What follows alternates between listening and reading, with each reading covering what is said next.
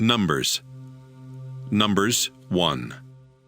The people of Israel had left Egypt and were living in the Sinai desert. Then on the first day of the 2nd month of the 2nd year, Moses was in the sacred tent when the Lord said, I want you and Aaron to find out how many people are in each of Israel's clans and families, and make a list of all the men 20 years and older who are able to fight in battle. The following 12 family leaders, one from each tribe, will help you. Elizur, son of Shedeur from Reuben, Shelomiel, son of Zurishaddai from Simeon, Nahshon, son of Amminadab from Judah, Nethanel, son of Zuar from Issachar, Eliab, son of Helon from Zebulun, Elishama, son of Ammihud from Ephraim, Gamaliel, son of Pedazur from Manasseh, Abidan, son of Gideoni from Benjamin, Ahiezer, son of Ammishaddai from Dan, Pagiel, son of Ochran from Asher, Eliasaph, son of Duel from Gad, and Ahira, son of Enan from Naphtali. Moses and Aaron, together with these 12 tribal leaders, called together the people that same day. They were counted according to their clans and families. Then Moses and the others listed the names of the men 20 years and older, just as the Lord had commanded.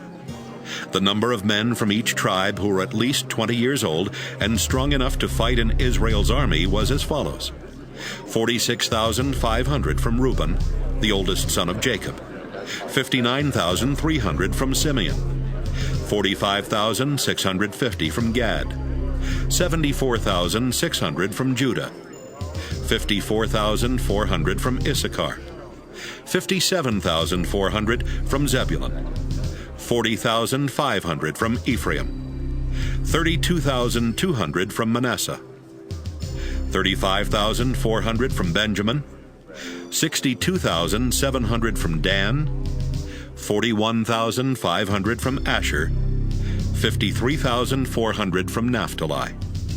The total number of men registered by Moses, Aaron, and the 12 leaders was 603,550. But those from the Levi tribe were not included, because the Lord had said to Moses, When you count the Israelites, do not include those from the Levi tribe. Instead, give them the job of caring for the sacred tent, its furnishings, and the objects used for worship. They will camp around the tent, and whenever you move, they will take it down, carry it to the new camp, and set it up again. Anyone else who tries to go near it must be put to death. The rest of the Israelites will camp in their own groups and under their own banners, but the Levites will camp around the sacred tent to make sure that no one goes near it and makes me furious with the Israelites. The people of Israel did everything the Lord had commanded. Numbers 2. The Lord told Moses and Aaron how the Israelites should arrange their camp. Each tribe must set up camp under its own banner and under the flags of its ancestral families. These camps will be arranged around the sacred tent, but not close to it. Judah and the tribes that march with it must set up camp on the east side of the sacred tent under their own banner. The 74,600 troops of the tribe of Judah will be arranged by divisions and led by Nahshon, son of Amminadab. On one side of Judah will be the tribe of Issachar, with Nethanel, son of Zuar, as the leader of its 54,000 troops. On the other side will be the tribe of Zebulun, with Eliab, son of Helon, as the leader of its 57,400 troops. These 186,400 troops will march into battle first. Reuben and the tribes that march with it must set up camp on the south side of the sacred tent, under their own banner. The 46,500 troops of the tribe of Reuben will be arranged by divisions and led by Elizur, son of Shedeur. On one side of Reuben will be the tribe of Simeon, with Shelomiel, son of Zurishaddai, as the leader of its 59,300 troops. On the other side will be the tribe of Gad, with Eliasaph, son of Duel, as the leader of its 45,650 troops. These 151,450 troops will march into battle second. Marching behind Reuben will be the Levites, arranged in groups just as they are camped. They will carry the sacred tent and their own banners. Ephraim and the tribes that march with it must set up camp on the west side of the sacred tent, under their own banner. The 40,500 troops of the tribe of Ephraim will be arranged by divisions and led by Elishama, son of Ammihud. On one side of Ephraim will be the tribe of Manasseh, with Gamaliel, son of Pedazur, as the leader of its 32,200 troops. On the other side will be the tribe of Benjamin, with Abidan, son of Gideoni, as the leader of its 35,400 troops. These 108,100 troops will march into battle third.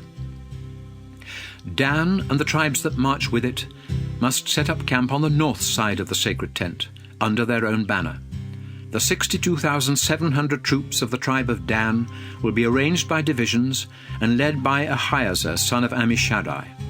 On one side of Dan will be the tribe of Asher, with Pagiel, son of Ochram, as the leader of its 41,500 troops. On the other side will be the tribe of Naphtali, with Ahira, son of Enan, as the leader of its 53,400 troops. These 157,600 troops will march into battle last. So all the Israelites in the camp were counted according to their ancestral families. The troops were arranged by divisions and totaled 603,550. The only Israelites not included were the Levites, just as the Lord had commanded Moses. Israel did everything the Lord had told Moses. They arranged their camp according to clans and families, with each tribe under its own banner. And that was the order by which they marched into battle. Numbers 3. When the Lord talked with Moses on Mount Sinai, Aaron's 4 sons, Nadab, Abihu, Eleazar, and Ithamar, were the ones to be ordained as priests. But the Lord killed Nadab and Abihu in the Sinai desert, when they used fire that was unacceptable in their offering to the Lord. And because Nadab and Abihu had no sons, only Eleazar and Ithamar served as priests with their father Aaron. The Lord said to Moses, "Assign the Levi tribe to Aaron the priest. They will be his assistants, and will work at the sacred tent for him and for all the Israelites. The Levites will serve the community by being responsible for the furnishings of the tent. They are assigned to help Aaron and his sons who have been appointed to be priests. Anyone else who tries to perform the duties of a priest must be put to death. Moses, I have chosen these Levites from all Israel, and they will belong to me in a special way. When I killed the firstborn sons of the Egyptians, I decided that the firstborn sons in every Israelite family and the firstborn males of their flocks and herds would be mine. But now I accept these Levites in place of the firstborn sons of the Israelites." In the Sinai desert, the Lord said to Moses, "Now I want you to count the men and boys in the Levi tribe by families and by clans. Include everyone at least a month old." So Moses obeyed and counted them. Levi's 3 sons, Gershon, Kohath, and Merari, had become the heads of their own clans. Gershon's sons were Libni and Shimei. Kohath's sons were Amram, Izhar, Hebron, and Uzziel. And Merari's sons were Malai and Mushi. These were the sons and grandsons of Levi, and they had become the leaders of the Levite clans. The 2 Gershon clans were the Libnites and the Shimeites, and they had 7,500 men and boys at least 1 month old. The Gershonites were to camp on the west side of the sacred tent, under the leadership of Eliasaph, son of Lael. Their duties at the tent included taking care of the tent itself, along with its outer covering, the curtain for the entrance, the curtains hanging inside the courtyard around the tent, as well as the curtain and ropes for the entrance to the courtyard and its altar. The Gershonites were responsible for setting these things up and taking them down. The 4 Kohath clans were the Amramites, the Izharites, Hebronites, and the Uzzielites, and they had 8,600 men and boys at least 1 month old. The Kohathites were to camp on the south side of the sacred tent, under the leadership of Elizaphan, son of Uzziel. Their duties at the tent included taking care of the sacred chest, the table for the sacred bread, the lampstand, the altars, the objects used for worship, and the curtain in front of the most holy place. The Kohathites were responsible for setting these things up and taking them down. Eleazar, son of Aaron, was the head of the Levite leaders, and he made sure that the work at the sacred tent was done. The two Merari clans were the Mahlites and the Mushites, and they had 6,200 men and boys at least 1 month old. The Merarites were to camp on the north side of the sacred tent, under the leadership of Zuriel, son of Abihail. Their duties included taking care of the tent frames and the pieces that held the tent up, the bars, the posts, the stands, and its other equipment. They were also in charge of the posts that supported the courtyard, as well as their stands, tent pegs, and ropes. The Merari clans were responsible for setting these things up and taking them down. Moses, Aaron, and his sons were to camp in front of the sacred tent, on the east side, and to make sure that the Israelites worshipped in the proper way. Anyone else who tried to do the work of Moses and Aaron was to be put to death. So Moses and Aaron obeyed the Lord and counted the Levites by their clans. The total number of Levites, at least 1 month old, was 22,000. The Lord said to Moses, "Make a list and count the firstborn sons at least 1 month old in each of the Israelite families. They belong to me, but I will accept the Levites as substitutes for them, and I will accept the Levites' livestock as substitutes for the Israelites' firstborn livestock." Moses obeyed the Lord and counted the firstborn sons. There were 22,273 of them. Then the Lord said, "The Levites will belong to me and will take the place of the firstborn sons. Their livestock will take the place of the Israelites' firstborn livestock. But since there are more firstborn sons than Levites, the extra 273 men and boys must be bought back from me. For each one, you are to collect 5 pieces of silver, weighed according to the official standards. This money must then be given to Aaron and his sons." Moses collected the silver from the extra 273 firstborn men and boys, and it amounted to 1,365 pieces of silver, weighed according to the official standards. Then he gave it to Aaron and his sons, just as the Lord had commanded. Numbers 4. The Lord told Moses and Aaron, "Find out how many men between the ages of 30 and 50 are in the 4 Levite clans of Kohath. Count only those who are able to work at the sacred tent." The Kohathites will be responsible for carrying the sacred objects used in worship at the sacred tent. When the Israelites are ready to move their camp, Aaron and his sons will enter the tent and take down the curtain that separates the sacred chest from the rest of the tent. They will cover the chest with this curtain, and then with a piece of fine leather, and cover it all with a solid blue cloth. After this, they will put the carrying poles in place. Next, Aaron and his sons will use another blue cloth to cover the table for the sacred bread. On the cloth they will place the dishes, the bowls for incense, the cups, the jugs for wine, as well as the bread itself. They are to cover all this with a bright red cloth, and then with a piece of fine leather before putting the carrying poles in place. With another blue cloth, they will cover the lampstand, along with the lamps, the lamp snuffers, the fire pans, and the jars of oil for the lamps. All of this will then be covered with a piece of fine leather and placed on a carrying frame. The gold incense altar is to be covered with a blue cloth, and then with a piece of fine leather before its carrying poles are put in place.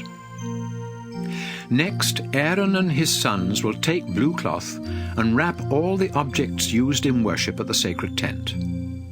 These will need to be covered with a piece of fine leather, then placed on a carrying frame. They are to remove the ashes from the bronze altar and cover it with a purple cloth. On that cloth will be placed the utensils used at the altar, including the fire pans, the meat forks, the shovels, and the sprinkling bowls. All of this will then be covered with a piece of fine leather, before the carrying poles are put in place. When the camp is ready to be moved, the Kohathites will be responsible for carrying the sacred objects and the furnishings of the sacred tent. But Aaron and his sons must have already covered those things, so the Kohathites won't touch them and die. Eleazar, son of Aaron the priest, will be in charge of the oil for the lamps, the sweet-smelling incense, the grain for the sacrifices, and the olive oil used for dedications and ordinations. Eleazar is responsible for seeing that the sacred tent, its furnishings, and the sacred objects are taken care of. The Kohathites must not go near or even look at the sacred objects until Aaron and his sons have covered those objects. If they do, their entire clan will be wiped out. So make sure that Aaron and his sons go into the tent with them and tell them what to carry. The Lord said to Moses, Find out how many men between the ages of 30 and 50 are in the 2 Levite clans of Gershon. Count only those who are able to work at the sacred tent. The Gershonites will be responsible for carrying the curtains of the sacred tent, its 2 outer coverings, the curtain for the entrance to the tent, the curtains hanging around the courtyard of the tent, and the curtain and ropes for the entrance to the courtyard. The Gershonites are to do whatever needs to be done to take care of these things, and they will carry them wherever Aaron and his sons tell them to. These are the duties of the Gershonites at the sacred tent, and Ithamar, son of Aaron, will make sure they do their work. The Lord said, Moses, find out how many men between 30 and 50 are in the 2 Levite clans of Merari, but count only those who are able to work at the sacred tent.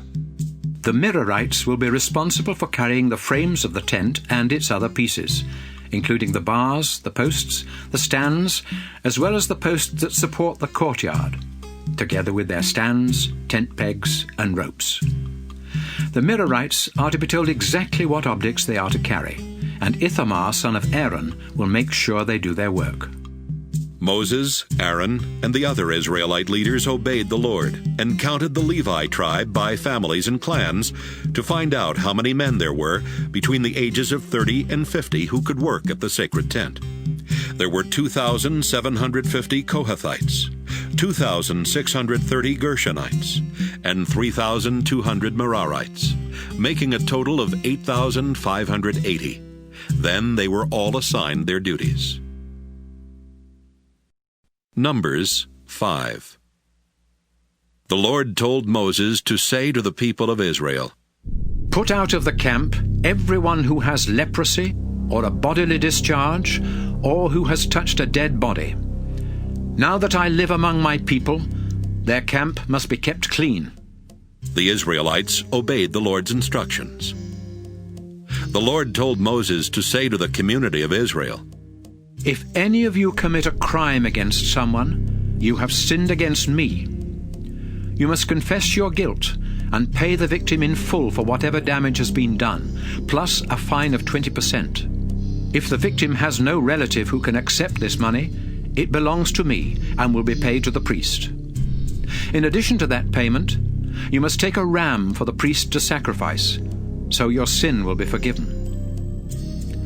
When you make a donation to the sacred tent, that money belongs only to the priest, and each priest will keep what is given to him.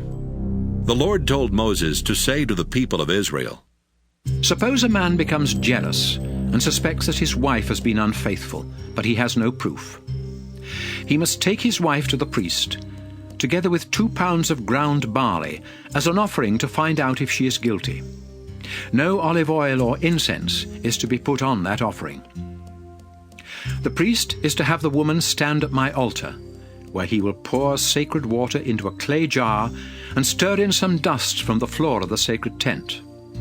Next, he will remove her veil, then hand her the barley offering and say, If you have been faithful to your husband, this water won't harm you. But if you have been unfaithful, it will bring down the Lord's curse. You will never be able to give birth to a child, and everyone will curse your name. Then the woman will answer, If I am guilty, let it happen just as you say. The priest will write these curses on special paper and wash them off into the bitter water, so that when the woman drinks this water, the curses will enter her body. He will take the barley offering from her and lift it up in dedication to me, the Lord. Then he will place it on my altar and burn part of it as a sacrifice. After that, the woman must drink the bitter water. If the woman has been unfaithful, the water will immediately make her unable to have children, and she will be a curse among her people. But if she is innocent, her body will not be harmed, and she will still be able to have children. This is the ceremony that must take place at my altar when a husband suspects that his wife has been unfaithful. The priest must have the woman stand in my presence and carefully follow these instructions. If the husband is wrong, he will not be punished, but if his wife is guilty, she will be punished. Numbers 6. The Lord told Moses to say to the people of Israel, If any of you want to dedicate yourself to me by vowing to become a Nazirite, you must no longer drink any wine or beer or use any kind of vinegar. Don't drink grape juice or eat grapes or raisins, not even the seeds or skins. Even the hair of a Nazirite is sacred to me, and as long as you are a Nazirite, you must never cut your hair. During the time that you are a Nazirite, you must never go close to a dead body, not even that of your father, mother, brother, or sister. That would make you unclean. Your hair is the sign that you are dedicated to me, so remain holy. If someone suddenly dies near you, your hair is no longer sacred, and you must shave it 7 days later during the ceremony to make you clean. Then on the next day, bring 2 doves or 2 pigeons to the priest at the sacred tent. He will offer one of the birds as a sacrifice for sin, and the other as a sacrifice to please me. You will then be forgiven for being too near a dead body, and your hair will again become sacred. But the dead body made you unacceptable, so you must make another vow to become a Nazirite and be dedicated once more. Finally, a year-old ram must be offered as the sacrifice to make things right. When you have completed your promised time of being a Nazirite, go to the sacred tent and offer 3 animals that have nothing wrong with them: a year-old ram as a sacrifice to please me, a year-old female lamb as a sacrifice for sin, and a full-grown ram as a sacrifice to ask my blessing. Wine offerings and grain sacrifices must also be brought with these animals. Finally, you are to bring a basket of bread made with your finest flour and olive oil, but without yeast. Also bring some thin wafers brushed with oil. The priest will take these gifts to my altar and offer them, so that I will be pleased and will forgive you. Then he will sacrifice the ram and offer the wine, grain, and bread. After that, you will stand at the entrance to the sacred tent, shave your head, and put the hair in the fire where the priest has offered the sacrifice to ask my blessing. Once the meat from the ram's shoulder has been boiled, the priest will take it, along with 1 loaf of bread and 1 wafer brushed with oil, and give them to you. You will hand them back to the priest, who will lift them up in dedication to me. Then he can eat the meat from the ram's shoulder, its choice ribs, and its hind leg, because this is his share of the sacrifice. After this, you will no longer be a Nazirite, and will be free to drink wine. These are the requirements for Nazirites. However, if you can afford to offer more, you must do so. The Lord told Moses, When Aaron and his sons bless the people of Israel, they must say, I pray that the Lord will bless and protect you, and that he will show you mercy and kindness. May the Lord be good to you and give you peace. Then the Lord said, If Aaron and his sons ask me to bless the Israelites, I will give them my blessing. Numbers 7. When Moses had finished setting up the sacred tent, he dedicated it to the Lord, together with its furnishings, the altar, and its equipment. Then the 12 tribal leaders of Israel, the same men who had been in charge of counting the people, came to the tent with gifts for the Lord. They brought 6 strong carts and 12 oxen, 1 ox from each leader, and a cart from every 2. The Lord said to Moses, "Accept these gifts, so the Levites can use them here at the sacred tent for carrying the sacred things." Then Moses took the carts and oxen and gave them to the Levites, who were under the leadership of Ithamar son of Aaron. Moses gave 2 carts and 4 oxen to the Gershonites for their work, and 4 carts and 8 oxen to the Merarites for their work.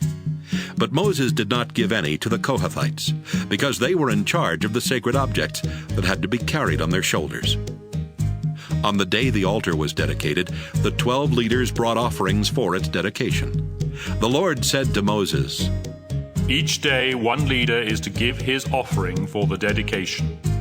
So each leader brought the following gifts: a silver bowl that weighed over 3 pounds, and a silver sprinkling bowl weighing almost 2 pounds, both of them filled with flour and olive oil as grain sacrifices, and weighed according to the official standards. A small gold dish filled with incense, a young bull, a full-grown ram, and a year-old ram as sacrifices to please the Lord, a goat as a sacrifice for sin, and 2 bulls, 5 full-grown rams, 5 goats, and 5 rams a year old as sacrifices to ask the Lord's blessing. The tribal leaders brought their gifts and offerings in the following order. On the first day, Nahshon from Judah. On the second day, Nathanael from Issachar. On the third day, Eliab from Zebulun. On the fourth day, Elizur from Reuben. On the fifth day, Shelumiel from Simeon. On the sixth day, Eliasaph from Gad. On the seventh day, Elishama from Ephraim. On the 8th day, Gamaliel from Manasseh. On the 9th day, Abidan from Benjamin. On the 10th day, Ahiezer from Dan. On the 11th day, Pagiel from Asher. On the 12th day, Ahira from Naphtali. And so when the altar was dedicated to the Lord, these 12 leaders brought the following gifts: 12 silver bowls and 12 silver sprinkling bowls, weighing a total of about 60 pounds, according to the official standards. 12 gold dishes filled with incense and weighing about 3 pounds. 12 bulls, 12 full-grown rams, and 12 rams a year old as sacrifices to please the Lord, along with the proper grain sacrifices. 12 goats as sacrifices for sin, and 24 bulls, 60 full-grown rams, 60 goats, and 60 rams a year old as sacrifices to ask the Lord's blessing. Whenever Moses needed to talk with the Lord, he went into the sacred tent, where he heard the Lord's voice coming from between the 2 winged creatures above the lid of the sacred chest. Numbers 8. The Lord said to Moses, "Tell Aaron to put the 7 lamps on the lampstand so they shine towards the front." Aaron obeyed and placed the lamps as he was told. The lampstand was made of hammered gold from its base to the decorative flowers on top, exactly like the pattern the Lord had described to Moses. The Lord said to Moses, "The Levites must be acceptable to me before they begin working at the sacred tent." So separate them from the rest of the Israelites, and sprinkle them with the water that washes away their sins. Then have them shave their entire bodies and wash their clothes. They are to bring a bull and its proper grain sacrifice of flour mixed with olive oil, and they must bring a second bull as a sacrifice for sin. Then you, Moses, will call together all the people of Israel and have the Levites go to my sacred tent, where the people will place their hands on them. Aaron will present the Levites to me as a gift from the people, so that the Levites will do my work. After this, the Levites are to place their hands on the heads of the bulls. Then one of the bulls will be sacrificed for the forgiveness of sin, and the other to make sure that I am pleased. The Levites will stand at my altar in front of Aaron and his sons, who will then dedicate the Levites to me. This ceremony will show that the Levites are different from the other Israelites and belong to me in a special way. After they have been made acceptable and have been dedicated, they will be allowed to work at my sacred tent. They are mine and will take the place of the firstborn Israelite sons. When I killed the oldest sons of the Egyptians, I decided that the firstborn sons in each Israelite family would be mine, as well as every firstborn male from their flocks and herds. But now I have chosen these Levites as substitutes for the firstborn sons, and I have given them as gifts to Aaron and his sons to serve at the sacred tent. I will hold them responsible for what happens to anyone who gets too close to the sacred tent. Moses, Aaron, and the other Israelites made sure that the Levites did everything the Lord had commanded. The Levites sprinkled themselves with the water of forgiveness and washed their clothes. Then Aaron brought them to the altar and offered sacrifices to forgive their sins and make them acceptable to the Lord. After this, the Levites worked at the sacred tent as assistants to Aaron and his sons, just as the Lord had commanded.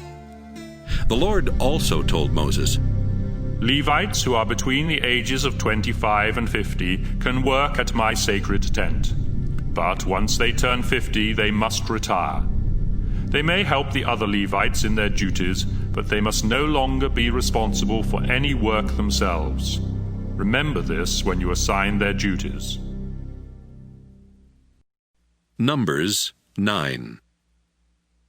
During the first month of Israel's second year in the Sinai desert, the Lord had told Moses to say to the people, Celebrate Passover in the evening of the 14th day of this month, and do it by following all the regulations. Moses told the people what the Lord had said, and they celebrated Passover there in the desert in the evening of the 14th day of the first month. Some people in Israel's camp had touched a dead body and had become unfit to worship the Lord, and they could not celebrate Passover. But they asked Moses and Aaron, Even though we have touched a dead body, why can't we celebrate Passover and offer sacrifices to the Lord at the same time as everyone else? Moses said, Wait here while I go into the sacred tent and find out what the Lord says about this. The Lord then told Moses to say to the community of Israel, If any of you or your descendants touch a dead body and become unfit to worship me, or if you are away on a long journey, you may still celebrate Passover.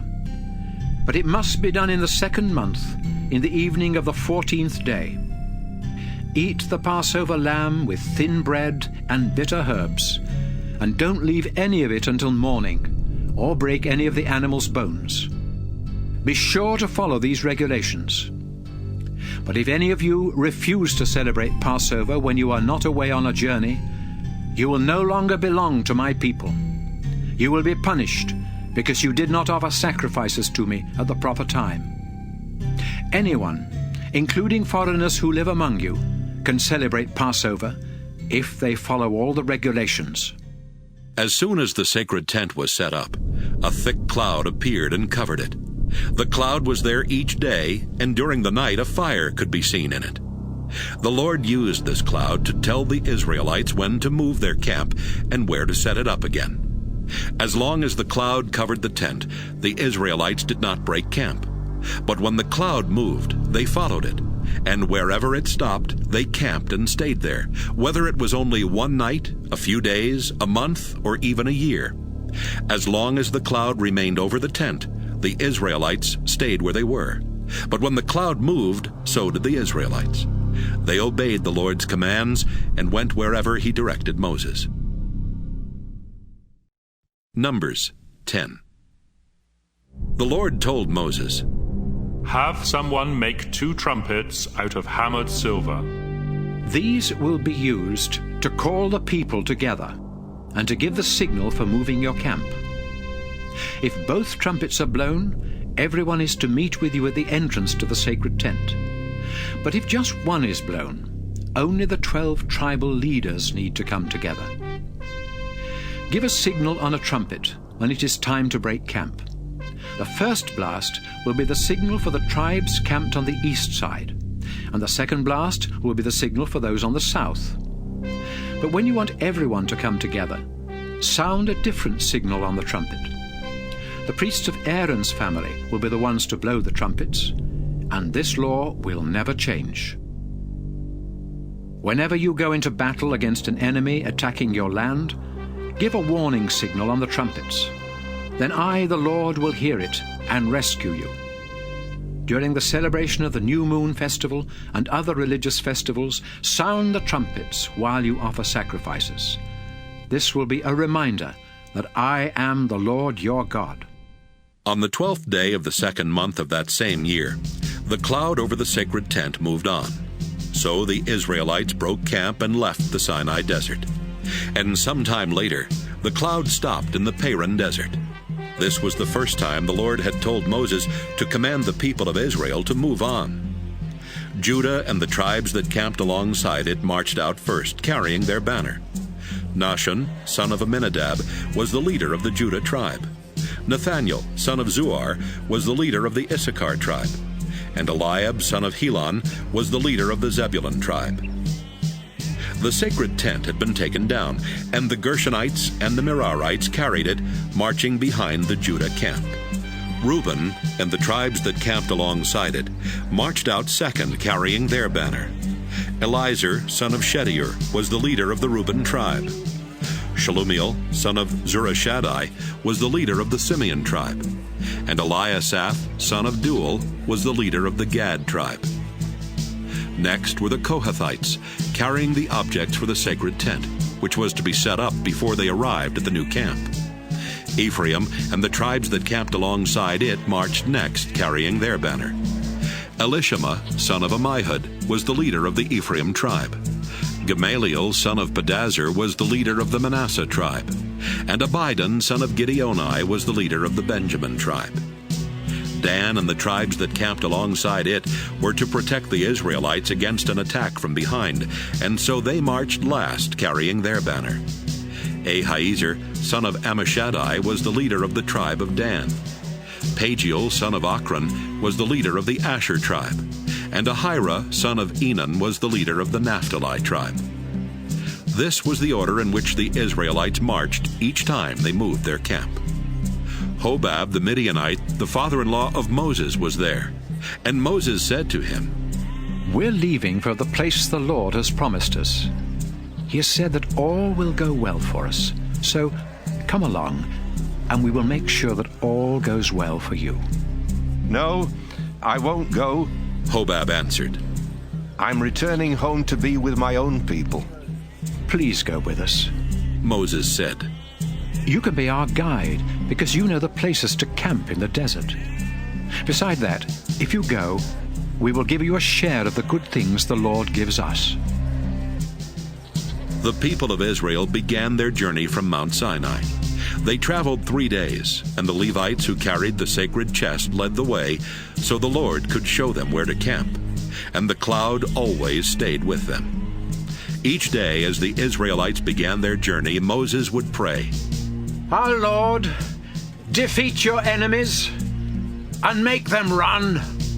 And when they stopped to set up camp, he would pray, Our Lord, stay close to Israel's thousands and thousands of people. Numbers 11.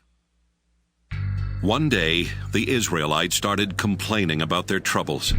The Lord heard them and became so angry that he destroyed the outer edges of their camp with fire. When the people begged Moses to help, he prayed, and the fire went out. They named the place Burning, because in his anger the Lord had set their camp on fire. One day, some worthless foreigners among the Israelites became greedy for food, and even the Israelites themselves began moaning. We don't have any meat. In Egypt, we could eat all the fish we wanted, and there were cucumbers, melons, onions, and garlic. But we're starving out here, and the only food we have is this manna. The manna was like small whitish seeds, and tasted like something baked with sweet olive oil. It appeared at night with the dew. In the morning, the people would collect the manna, grind or crush it into flour, then boil it and make it into thin wafers. The Israelites stood around their tents complaining. Moses heard them and was upset that they had made the Lord angry. He prayed, I am your servant, Lord, so why are you doing this to me? What have I done to deserve this? You made me responsible for all these people, but they're not my children. You told me to nurse them along and to carry them to the land you promised their ancestors. They keep whining for meat, but where can I get meat for them? This job is too much for me. How can I take care of all these people by myself? If this is the way you're going to treat me, just kill me now and end my miserable life.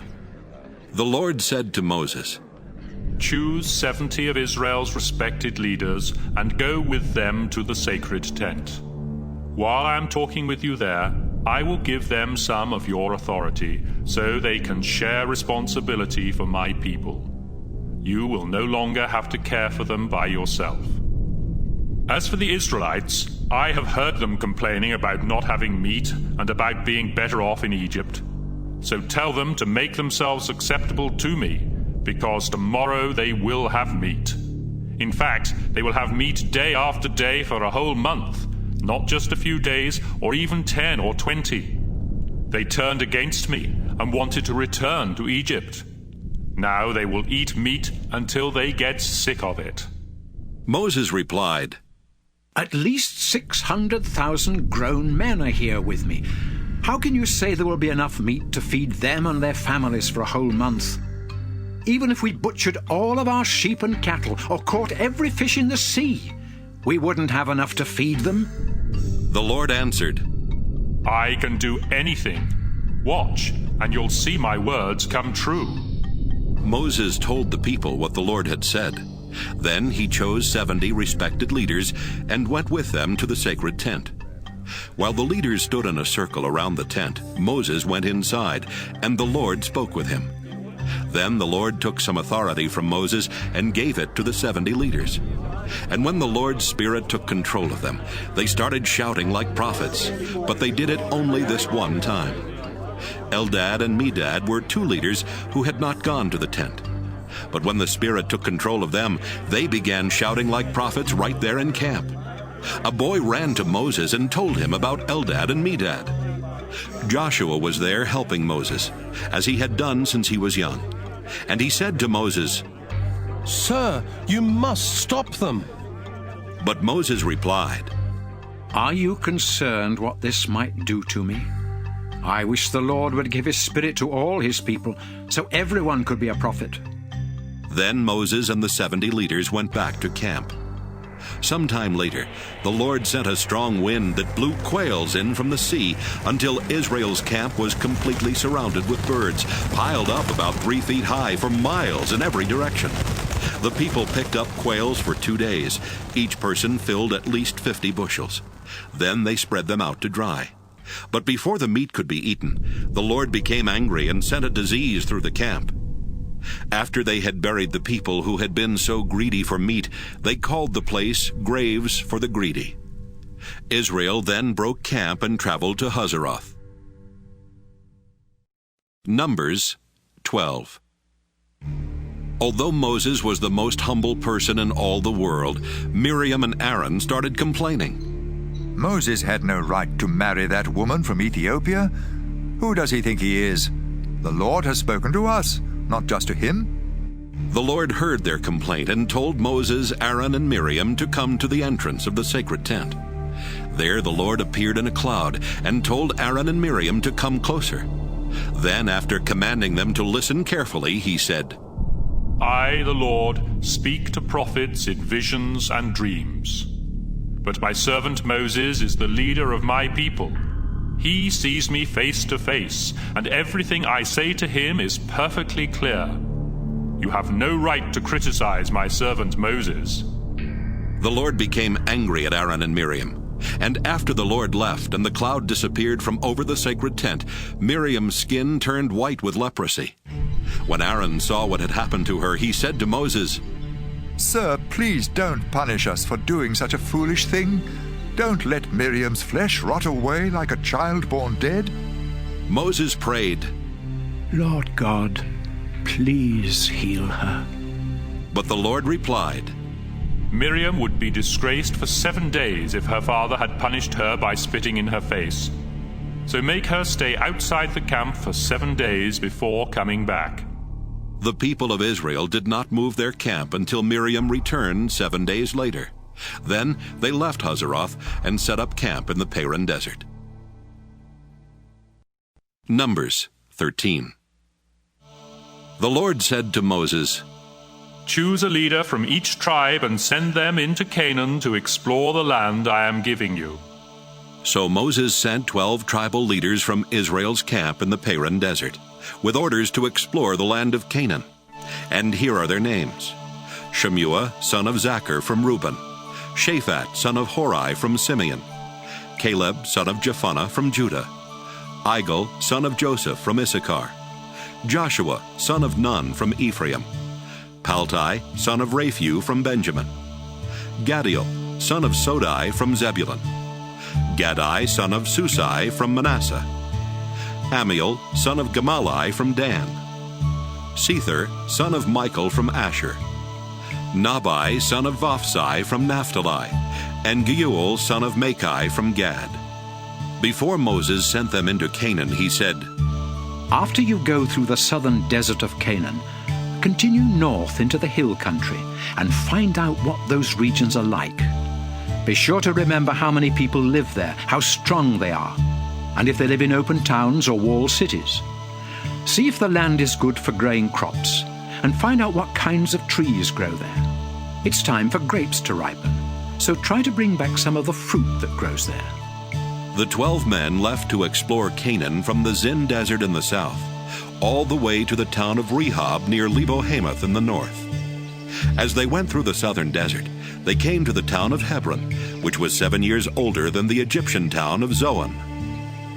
In Hebron, they saw the 3 Anakim clans of Ahiman, Sheshai, and Talmai. When they got to Bunch Valley, they cut off a branch with such a huge bunch of grapes that it took 2 men to carry it on a pole. That's why the place is called Bunch Valley. Along with the grapes, they also took back pomegranates and figs. After exploring the land of Canaan 40 days, the 12 men returned to Kadesh in the Paran desert and told Moses, Aaron, and the people what they had seen.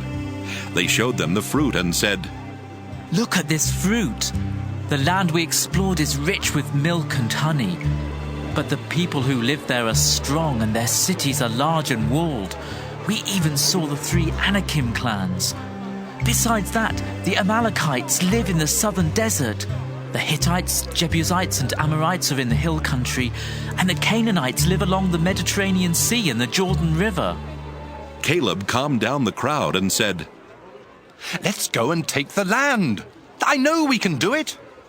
But the other men replied, Those people are much too strong for us.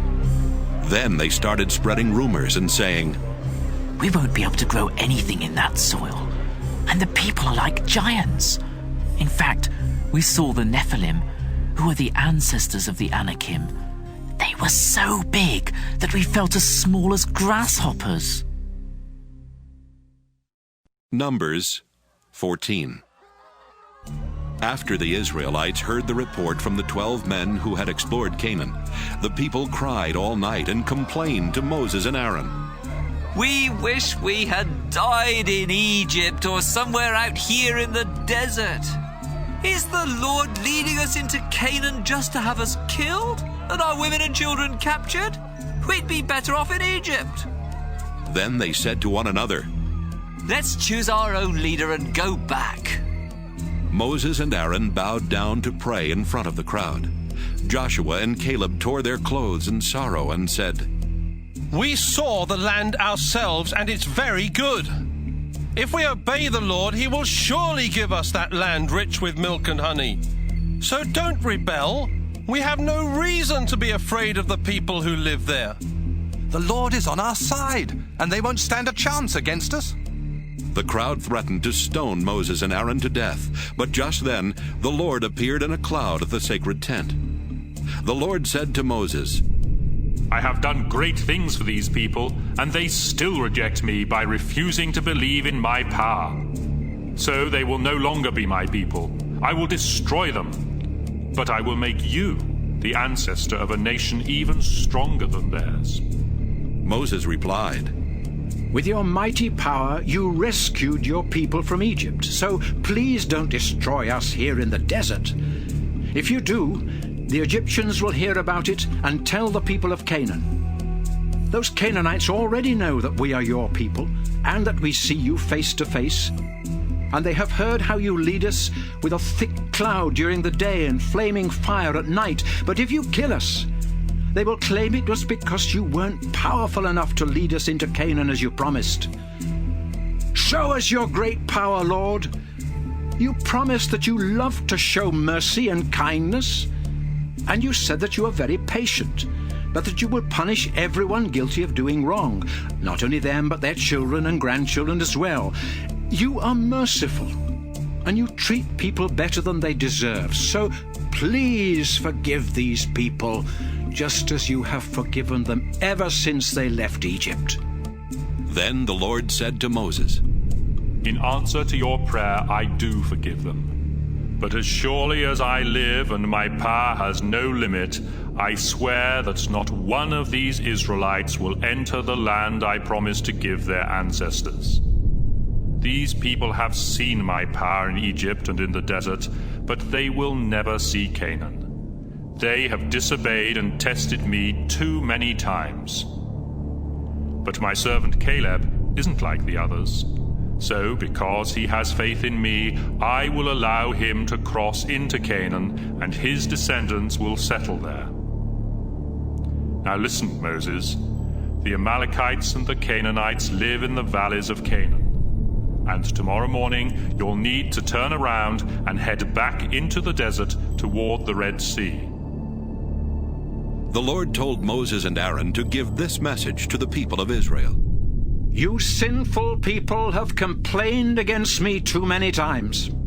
Now I swear by my own life that I will give you exactly what you wanted. You will die right here in the desert, and your dead bodies will cover the ground. You have insulted me, and none of you men who are over 20 years old will enter the land that I solemnly promised to give you as your own. Only Caleb and Joshua will go in. You were worried that your own children would be captured, but I, the Lord, will let them enter the land you have rejected. You will die here in the desert. Your children will wander around in this desert 40 years, suffering because of your sins, until all of you are dead.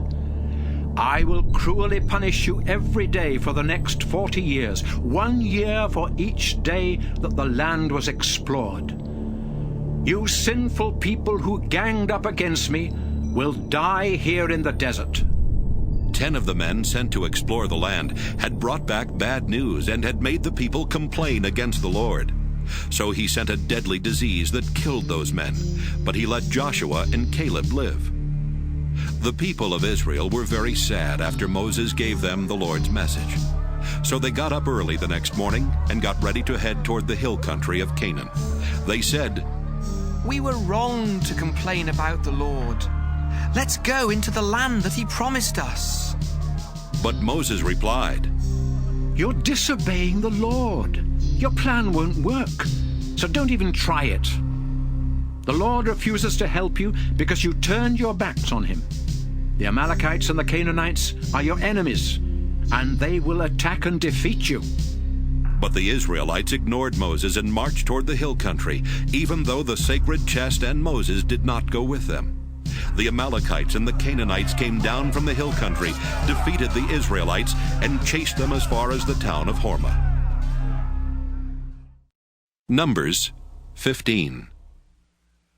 The Lord told Moses to give the Israelites the following laws about offering sacrifices. Bulls or rams or goats are the animals that you may burn on the altar as sacrifices to please me. You may also offer sacrifices voluntarily, or because you made a promise, or because they are part of your regular religious ceremonies. The smell of the smoke from these sacrifices is pleasing to me. If you sacrifice a young ram or goat, you must also offer 2 pounds of your finest flour mixed with a quart of olive oil as a grain sacrifice. A quart of wine must also be poured on the altar. And if the animal is a full-grown ram, you must offer 4 pounds of flour mixed with 1.5 quarts of olive oil. 1.5 quarts of wine must also be poured on the altar. The smell of this smoke is pleasing to me. If a bull is offered as a sacrifice to please me, or to ask my blessing, you must offer 6 pounds of flour mixed with 2 quarts of olive oil. 2 quarts of wine must also be poured on the altar. The smell of this smoke is pleasing to me. If you were a native Israelite, you must obey these rules each time you offer a bull, a ram, or a goat as a sacrifice. And the foreigners who live among you must also follow these rules. This law will never change. I am the Lord, and I consider all people the same, whether they are Israelites or foreigners living among you. When you eat food in the land that I am giving you, remember to set aside some of it as an offering to me. From the first batch of bread dough that you make after each new grain harvest, make a loaf of bread and offer it to me just as you offer grain.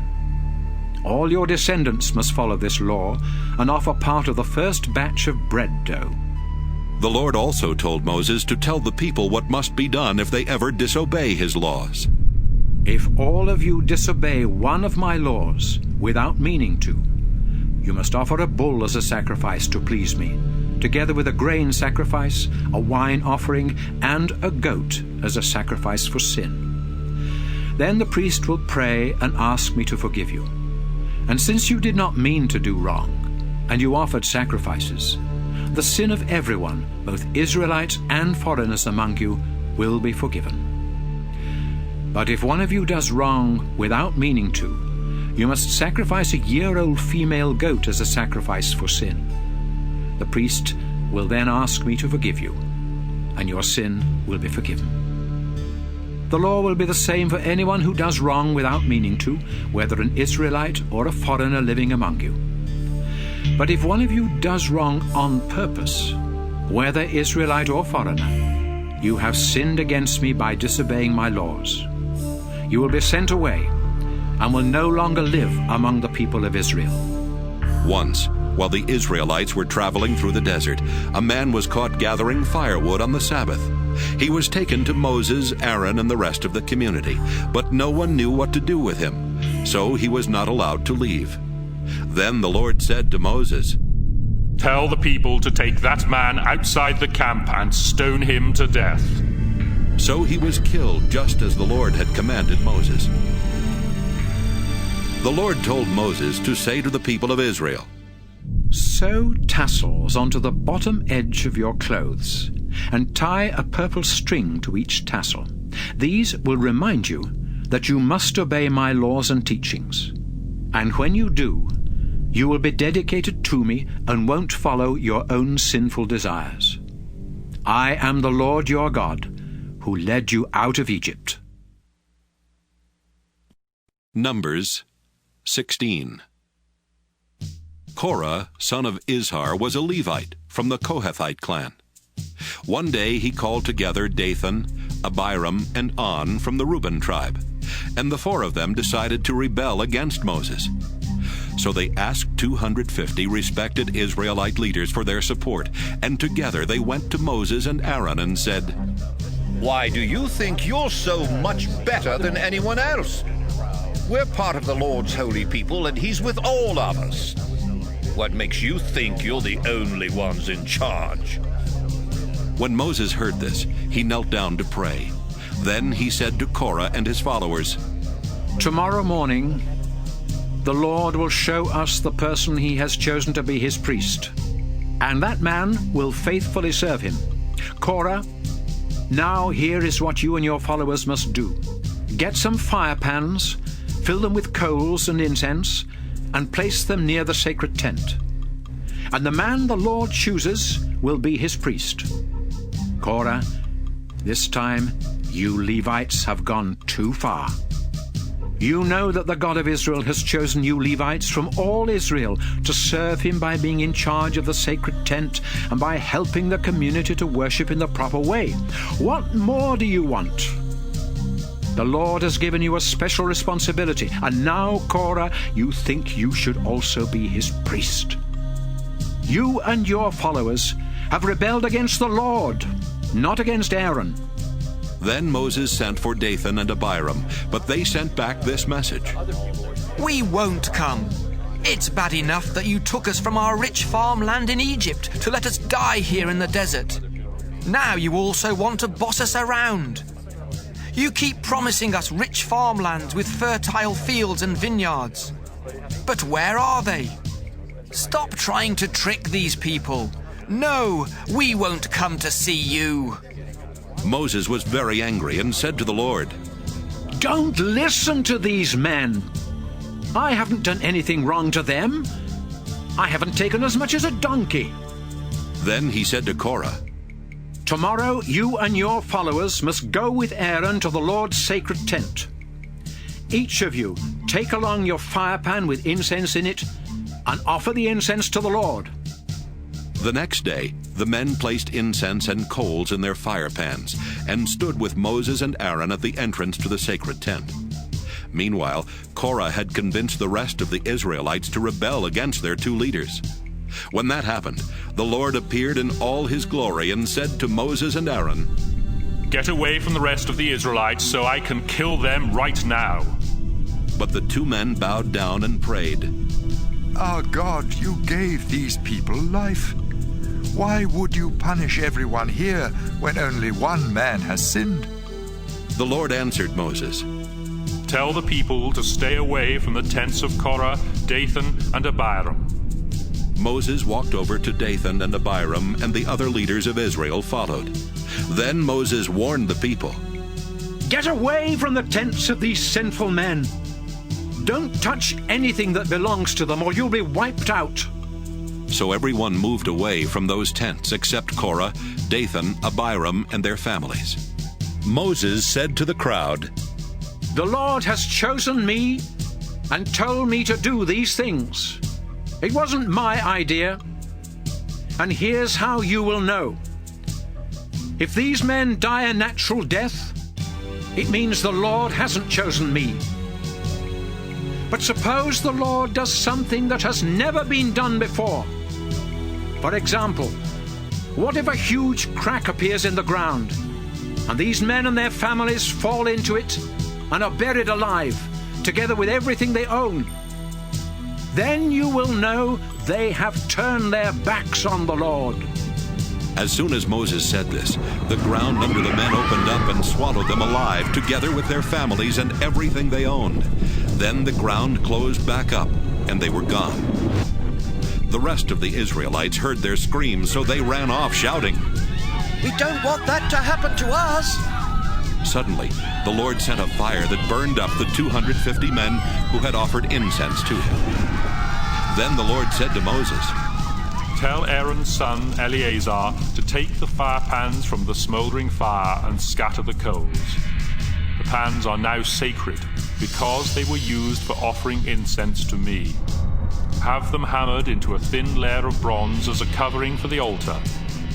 Those men died because of their sin, and now their fire pans will become a warning for the rest of the community. Eleazar collected the pans and had them hammered into a thin layer of bronze as a covering for the altar, just as the Lord had told Moses. The pans were a warning to the Israelites that only Aaron's descendants would be allowed to offer incense to the Lord. Anyone else who tried would be punished like Korah and his followers. The next day, the people of Israel again complained against Moses and Aaron. The two of you killed some of the Lord's people. As the people crowded around them, Moses and Aaron turned toward the sacred tent, and the Lord appeared in his glory in the cloud covering the tent. So Moses and Aaron walked to the front of the tent, where the Lord said to them, Stand back! I am going to wipe out these Israelites once and for all. They immediately bowed down and prayed. Then Moses told Aaron, Grab your fire pan and fill it with hot coals from the altar. Put incense in it. Then quickly take it to where the people are and offer it to the Lord so they can be forgiven. The Lord is very angry, and the people have already started dying. Aaron did exactly what he had been told. He ran over to the crowd of people and stood between the dead bodies and the people who were still alive. He placed the incense on the pan, then offered it to the Lord, and asked him to forgive the people's sin. The disease immediately stopped spreading, and no one else died from it. But 14,700 Israelites were dead, not counting those who had died with Korah and his followers. Aaron walked back and stood with Moses at the sacred tent. Numbers 17. The Lord told Moses, Call together the 12 tribes of Israel and tell the leader of each tribe to write his name on the walking stick he carries as a symbol of his authority. Make sure Aaron's name is written on the one from the Levi tribe, then collect all the sticks. Place these sticks in the tent right in front of the sacred chest where I appear to you. I will then choose a man to be my priest, and his stick will sprout. After that happens, I won't have to listen to any more complaints about you. Moses told the people what the Lord had commanded, and they gave him the walking sticks from the 12 tribal leaders, including Aaron's from the Levi tribe. Moses took them and placed them in the Lord's sacred tent. The next day, when Moses went into the tent, flowers and almonds were already growing on Aaron's stick. Moses brought the 12 sticks out of the tent and showed them to the people. Each of the leaders found his own and took it. But the Lord told Moses, Put Aaron's stick back. Let it stay near the sacred chest as a warning to anyone who might think about rebelling. If these people don't stop their grumbling about me, I will wipe them out. Moses did what he was told. The Israelites cried out to Moses, We're done for and doomed if we even get near the sacred tent. Numbers 18.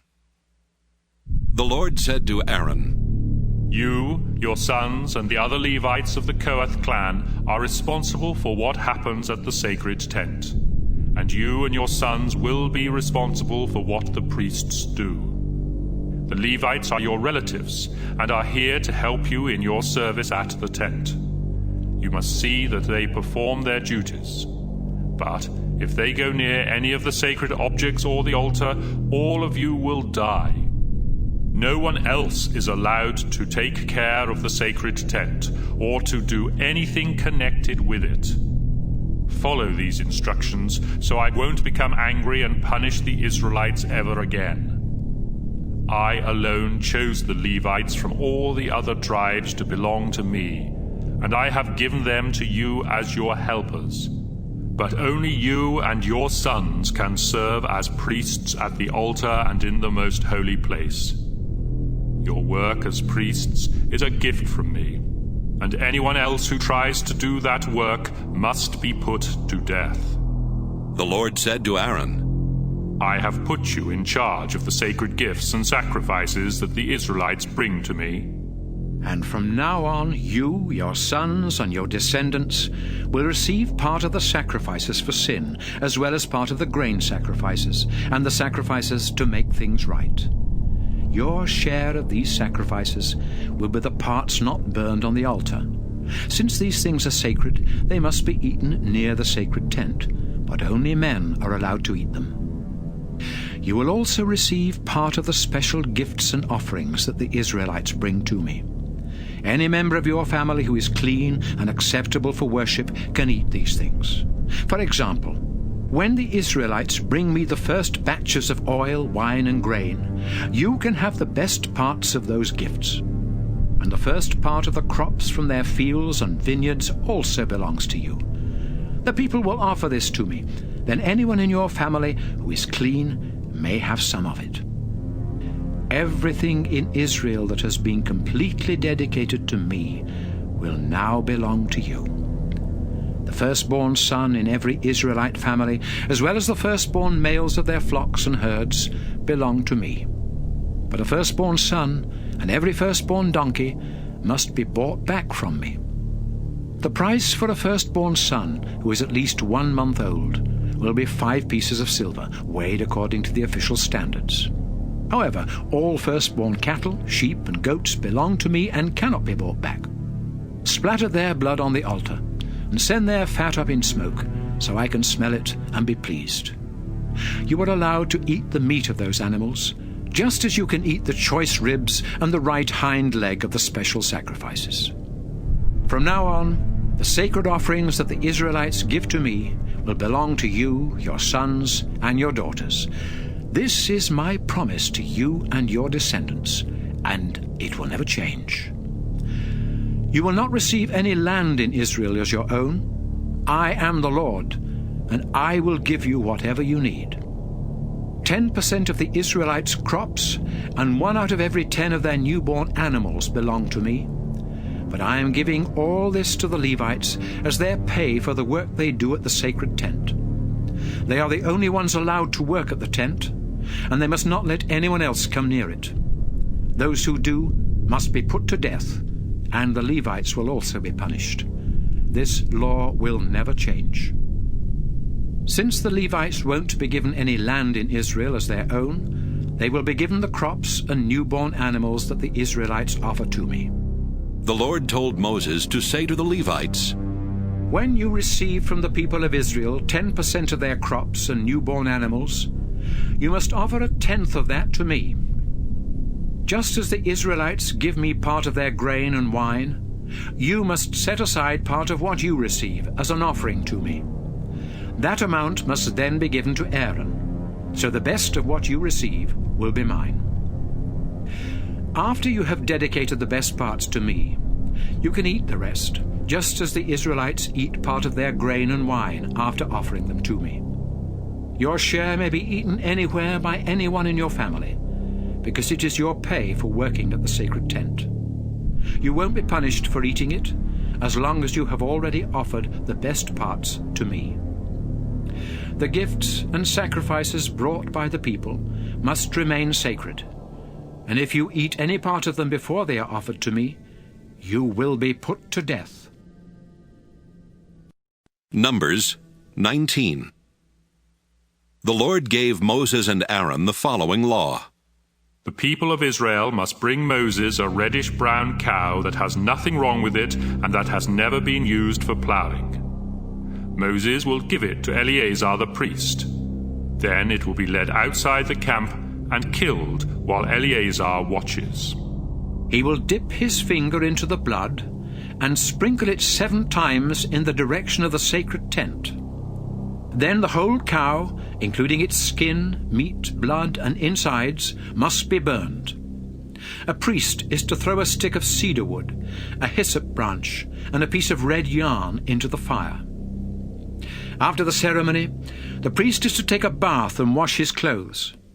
Only then can he go back into the camp, but he remains unclean and unfit for worship until evening. The man who burned the cow must also wash his clothes and take a bath, but he is also unclean until evening. A man who isn't unclean must collect the ashes of the burnt cow and store them outside the camp in a clean place. The people of Israel can mix these ashes with the water used in the ceremony to wash away sin. The man who collects the ashes must wash his clothes, but will remain unclean until evening. This law must always be obeyed by the people of Israel and the foreigners living among them. If you touch a dead body, you will be unclean for 7 days. But if you wash with the water mixed with the cow's ashes on the 3rd day and again on the 7th day, you will be clean and acceptable for worship. You must wash yourself on those days. If you don't, you will remain unclean. Suppose you touch a dead body, but refuse to be made clean by washing with the water mixed with ashes. You will be guilty of making my sacred tent unclean, and will no longer belong to the people of Israel. If someone dies in a tent while you are there, you will be unclean for 7 days. And anyone who later enters the tent will also be unclean. Any open jar in the tent is unclean. if you touch the body of someone who was killed or who died of old age, or if you touch a human bone or a grave, you will be unclean for 7 days. Before you can be made clean, someone who is clean must take some of the ashes from the burnt cow and stir them into a pot of spring water. That same person must dip a hyssop branch in the water and ashes, then sprinkle it on the tent and everything in it, including everyone who was inside. If you have touched a human bone, a grave, or a dead body, you must be sprinkled with that water. If this is done on the 3rd day and on the 7th day, you will be clean. Then, after you take a bath and wash your clothes, you can worship that evening. If you are unclean and refuse to be made clean by washing with the water mixed with ashes, you will be guilty of making my sacred tent unclean, and you will no longer belong to the people of Israel. These laws will never change. The man who sprinkled the water and the ashes on you when you were unclean must also wash his clothes. And whoever touches this water is unclean until evening. When you are unclean, everything you touch becomes unclean, and anyone who touches you will be unclean until evening. Numbers 20. The people of Israel arrived at the Zin desert during the 1st month and set up camp near the town of Kadesh. It was there that Miriam died and was buried. The Israelites had no water, so they went to Moses and Aaron and complained. Moses, we'd be better off if we had died along with the others in front of the Lord's sacred tent. You brought us into this desert, and now we and our livestock are going to die. Egypt was better than this horrible place. At least there we had grain and figs and grapevines and pomegranates. But now we don't even have any water. Moses and Aaron went to the entrance to the sacred tent, where they bowed down. The Lord appeared to them in all his glory and said, Moses, get your walking stick. Then you and Aaron call the people together and command that rock to give you water. That's how you will provide water for the people of Israel and their livestock. Moses obeyed and took his stick from the sacred tent. After he and Aaron had gathered the people around the rock, he said, Look, you rebellious people, and you will see water flow from this rock. He raised his stick in the air and struck the rock 2 times. At once, water gushed from the rock, and the people and their livestock had water to drink. But the Lord said to Moses and Aaron, Because you refused to believe in my power, these people did not respect me. And so you will not be the ones to lead them into the land I have promised. The Israelites had complained against the Lord, and he had shown them his holy power by giving them water to drink. So they named the place Meribah, which means complaining. Moses sent messengers from Israel's camp near Kadesh with this message for the king of Edom. We are Israelites, your own relatives, and we are sure you have heard the terrible things that have happened to us. Our ancestors settled in Egypt and lived there a long time, but later the Egyptians were cruel to us. And when we begged our Lord for help, he answered our prayer and brought us out of that land.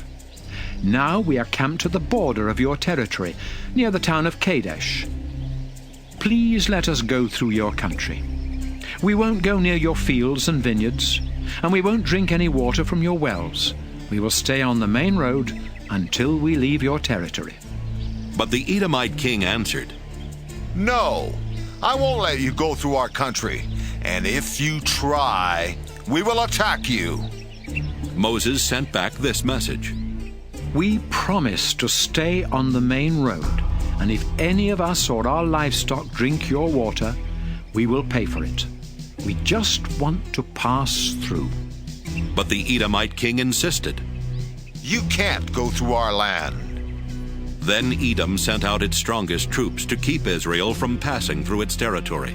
So the Israelites had to go in another direction.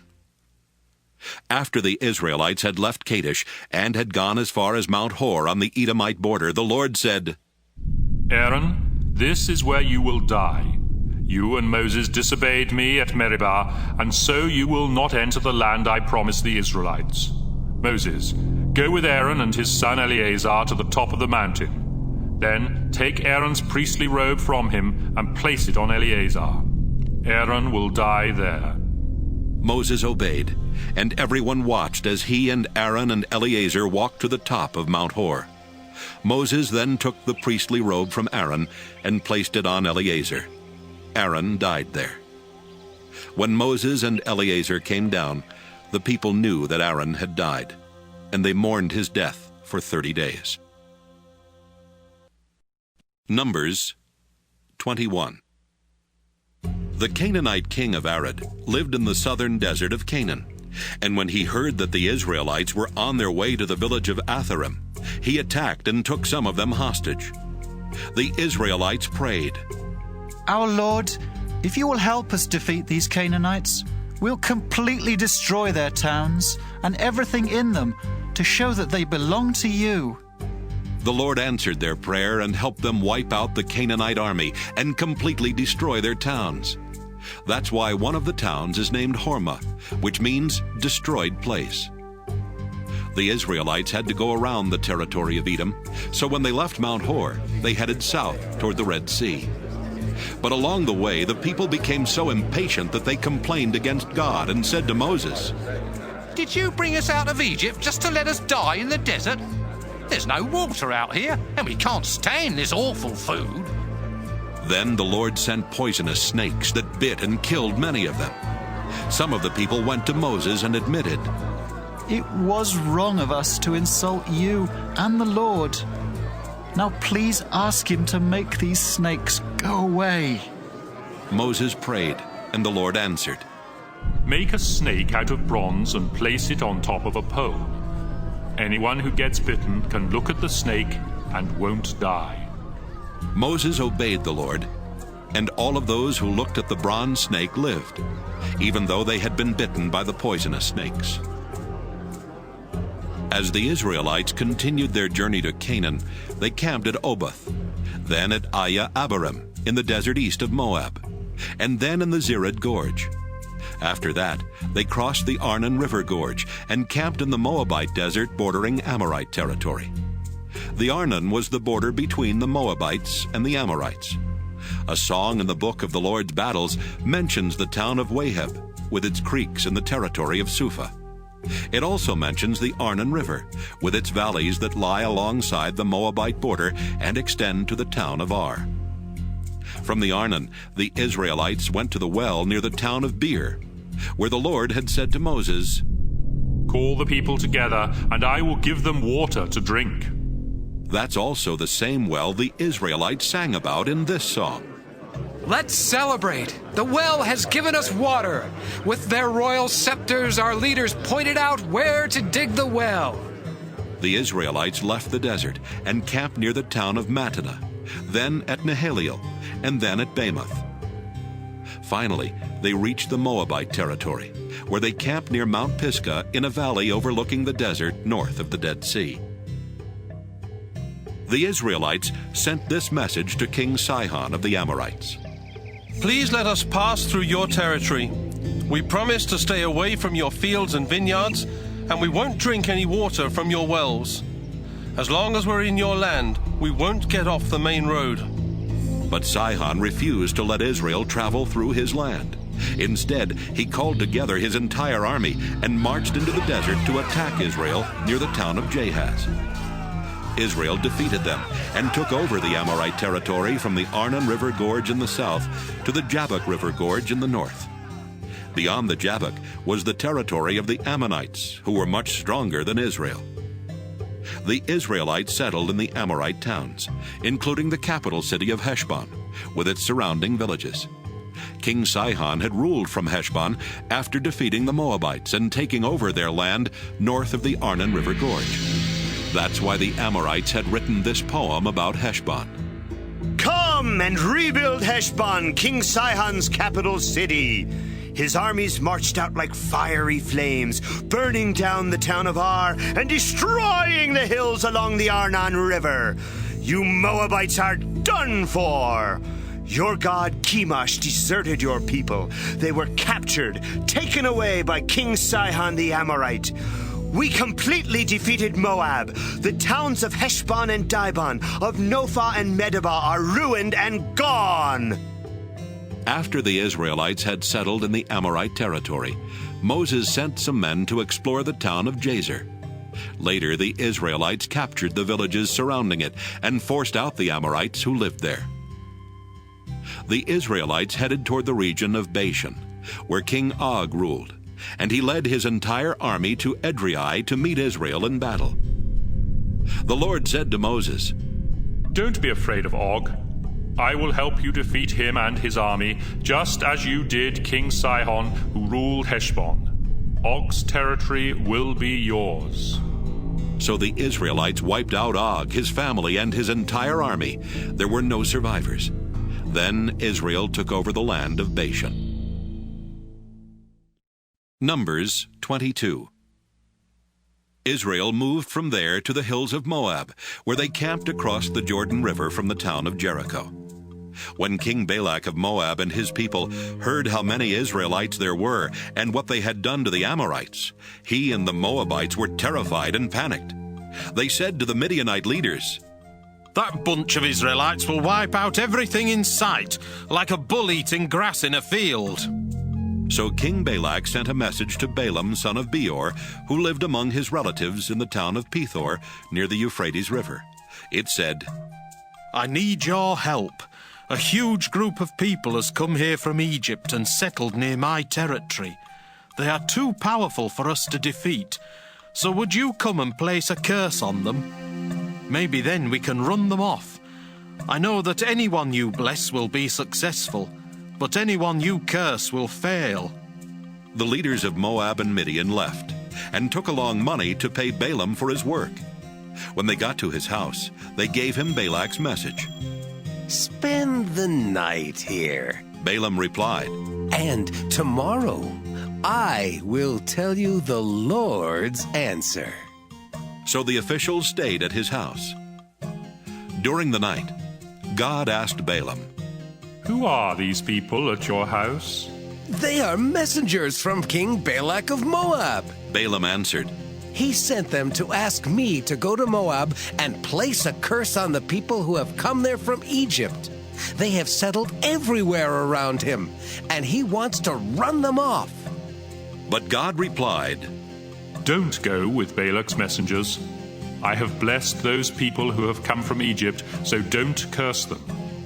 The next morning, Balaam said to Balak's officials, "Go on back home. The Lord says I cannot go with you." The officials left and told Balak that Balaam refused to come.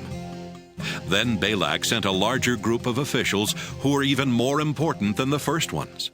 They went to Balaam and told him that Balak had said, "Balaam, if you come to Moab, I'll pay you very well and do whatever you ask. Just come and place a curse on these people." Balaam answered, "Even if Balak offered me a palace full of silver or gold, I wouldn't do anything to disobey the Lord my God. You are welcome to spend the night here, just as the others did. I will find out if the Lord has something else to say about this." That night God said, "Balaam, I'll let you go to Moab with Balak's messengers, but do only what I say." So Balaam got up the next morning and saddled his donkey, then left with the Moabite officials. Balaam was riding his donkey to Moab, and 2 of his servants were with him. But God was angry that Balaam had gone, so one of the Lord's angels stood in the road to stop him. When Balaam's donkey saw the angel standing there with a sword, it walked off the road and into an open field. Balaam had to beat the donkey to get it back on the road. Then the angel stood between 2 vineyards in a narrow path with a stone wall on each side. When the donkey saw the angel, it walked so close to one of the walls that Balaam's foot scraped against the wall. Balaam beat the donkey again.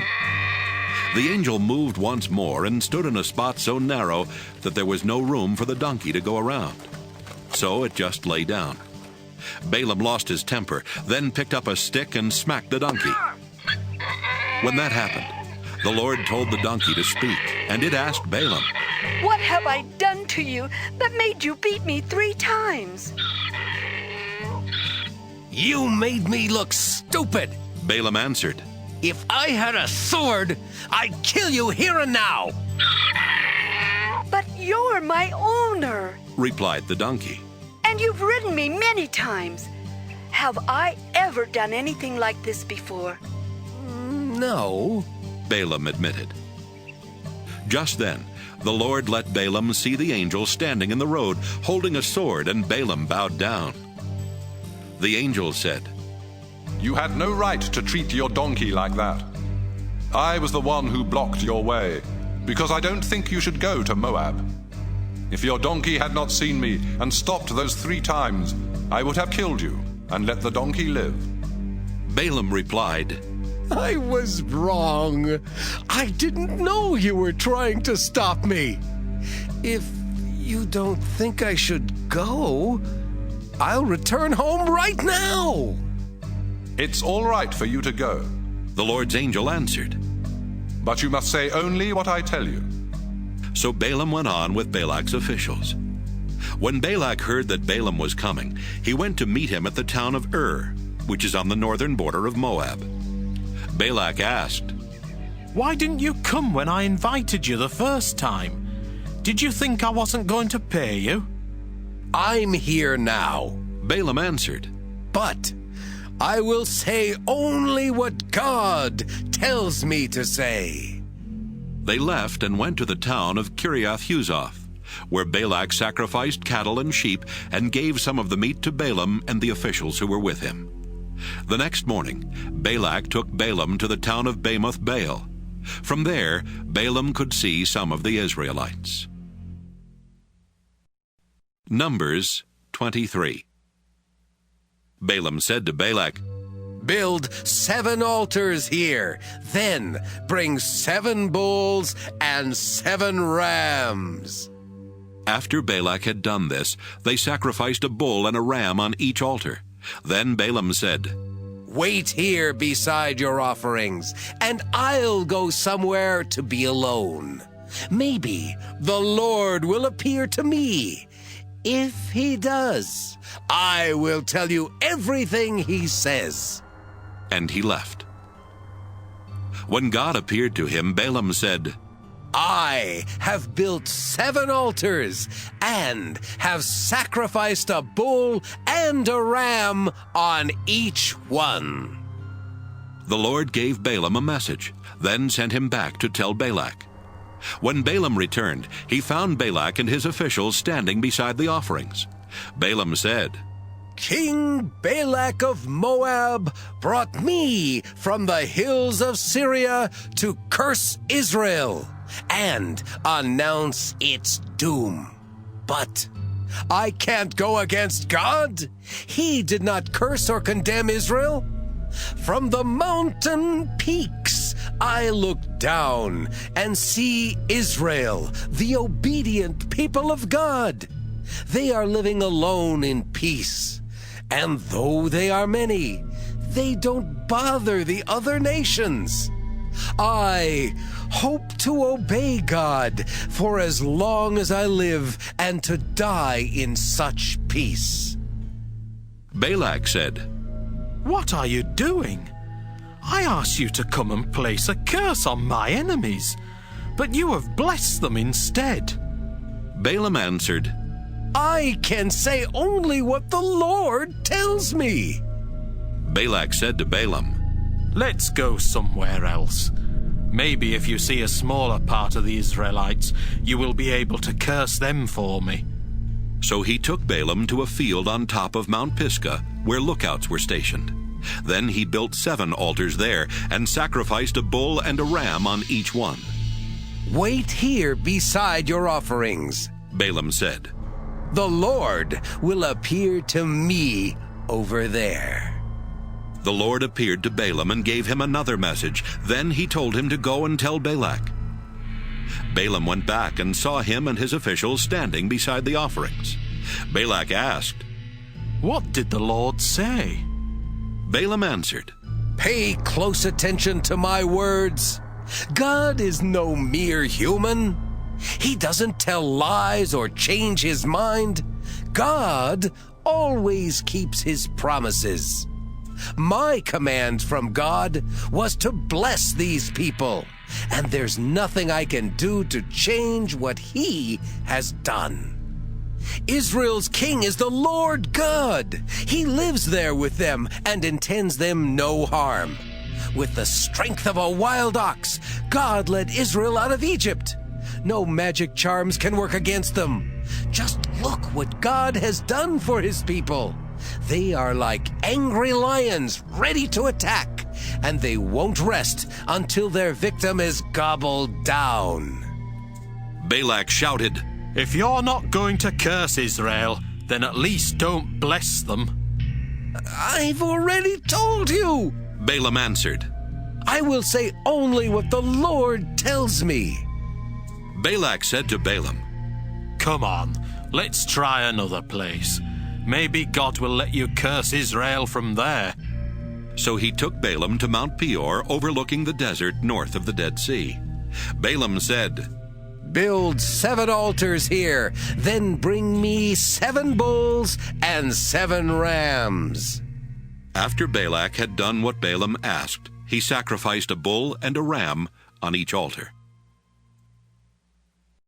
Numbers 24. Balaam was sure that the Lord would tell him to bless Israel again. So he did not use any magic to find out what the Lord wanted him to do, as he had the first 2 times. Instead, he looked out toward the desert and saw the tribes of Israel camped below.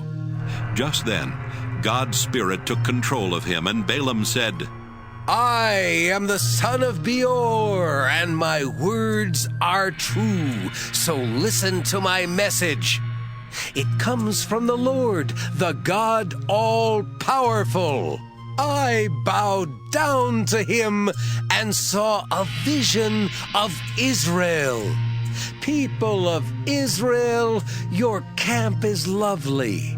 It's like a grove of palm trees or a garden beside a river. You are like tall aloe trees that the Lord has planted, or like cedars growing near water. You and your descendants will prosper like an orchard beside a stream. Your king will rule with power and be a greater king than Agag the Amalekite. With the strength of a wild ox, God led you out of Egypt. You will defeat your enemies, shooting them with arrows and crushing their bones. Like a lion, you lie down resting after an attack. Who would dare disturb you? Anyone who blesses you will be blessed. Anyone who curses you will be cursed. When Balak heard this, he was so furious that he pounded his fist against his hand and said, I called you here to place a curse on my enemies, and you've blessed them 3 times. Leave now and go home. I told you I would pay you well, but since the Lord didn't let you do what I asked, you won't be paid. Balaam answered, I told your messengers that even if you offered me a palace full of silver or gold, I would still obey the Lord. And I explained that I would say only what he told me. So I'm going back home. But I'm leaving you with a warning about what the Israelites will someday do to your nation.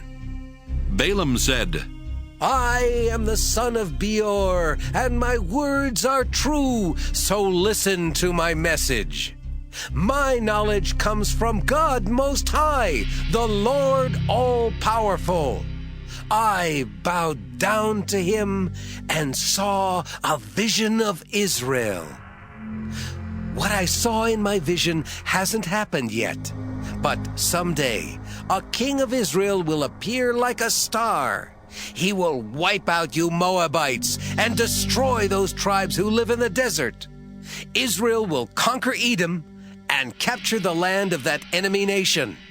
The king of Israel will rule and destroy the survivors of every town there. And I saw this vision about the Amalekites. Their nation is now great, but it will someday disappear forever.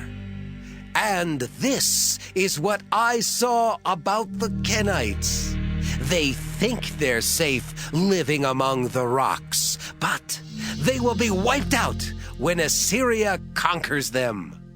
No one can survive if God plans destruction.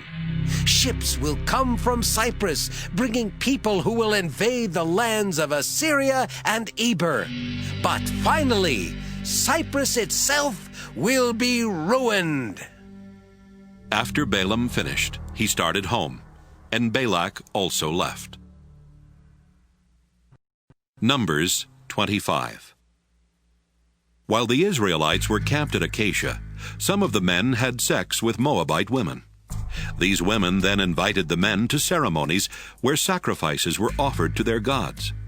The men ate the meat from the sacrifices and worshipped the Moabite gods. The Lord was angry with Israel because they had worshipped the god Baal Peor. So he said to Moses, "Take the Israelite leaders who are responsible for this and have them killed in front of my sacred tent where everyone can see. Maybe then I will stop being angry with the Israelites." Moses told Israel's officials, "Each of you must put to death any of your men who worship Baal." Later, Moses and the people were at the sacred tent crying when one of the Israelite men brought a Midianite woman to meet his family. Phinehas, the grandson of Aaron the priest, saw the couple and left the crowd. He found a spear and followed the man into his tent, where he ran the spear through the man and into the woman's stomach. The Lord immediately stopped punishing Israel with a deadly disease, but 24,000 Israelites had already died. The Lord said to Moses, "In my anger I would have wiped out the Israelites if Phinehas had not been faithful to me. But instead of punishing them, I forgave them. So, because of the loyalty that Phinehas showed, I solemnly promise that he and his descendants will always be my priests." The Israelite man that was killed was Zimri, son of Salu, who was one of the leaders of the Simeon tribe. And the Midianite woman killed with him was Cosbi, the daughter of a Midianite clan leader named Zur.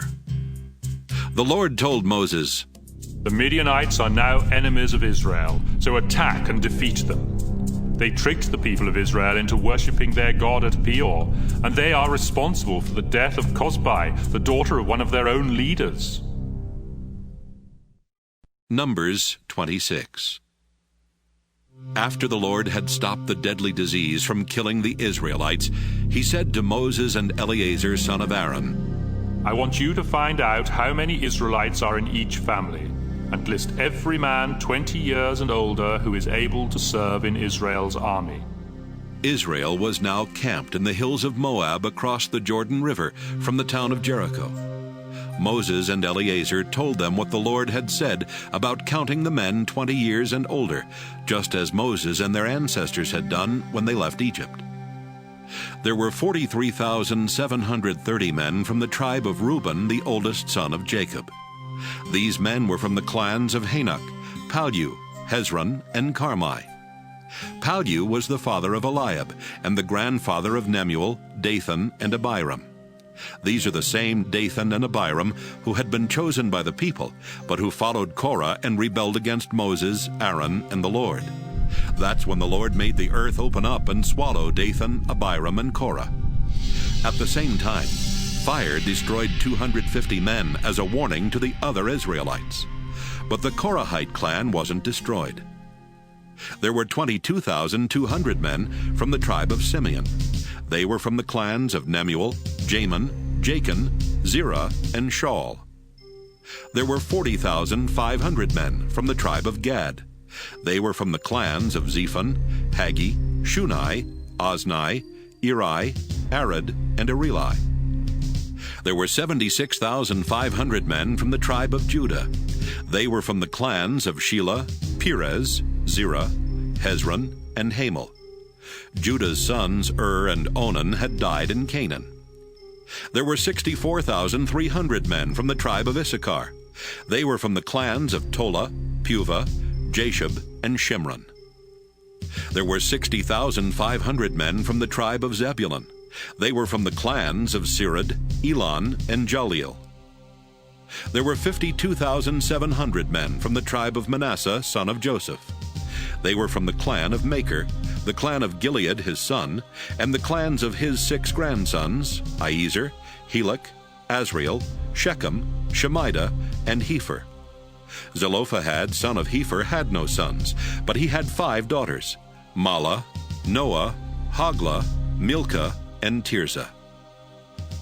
There were 32,500 men from the tribe of Ephraim, son of Joseph.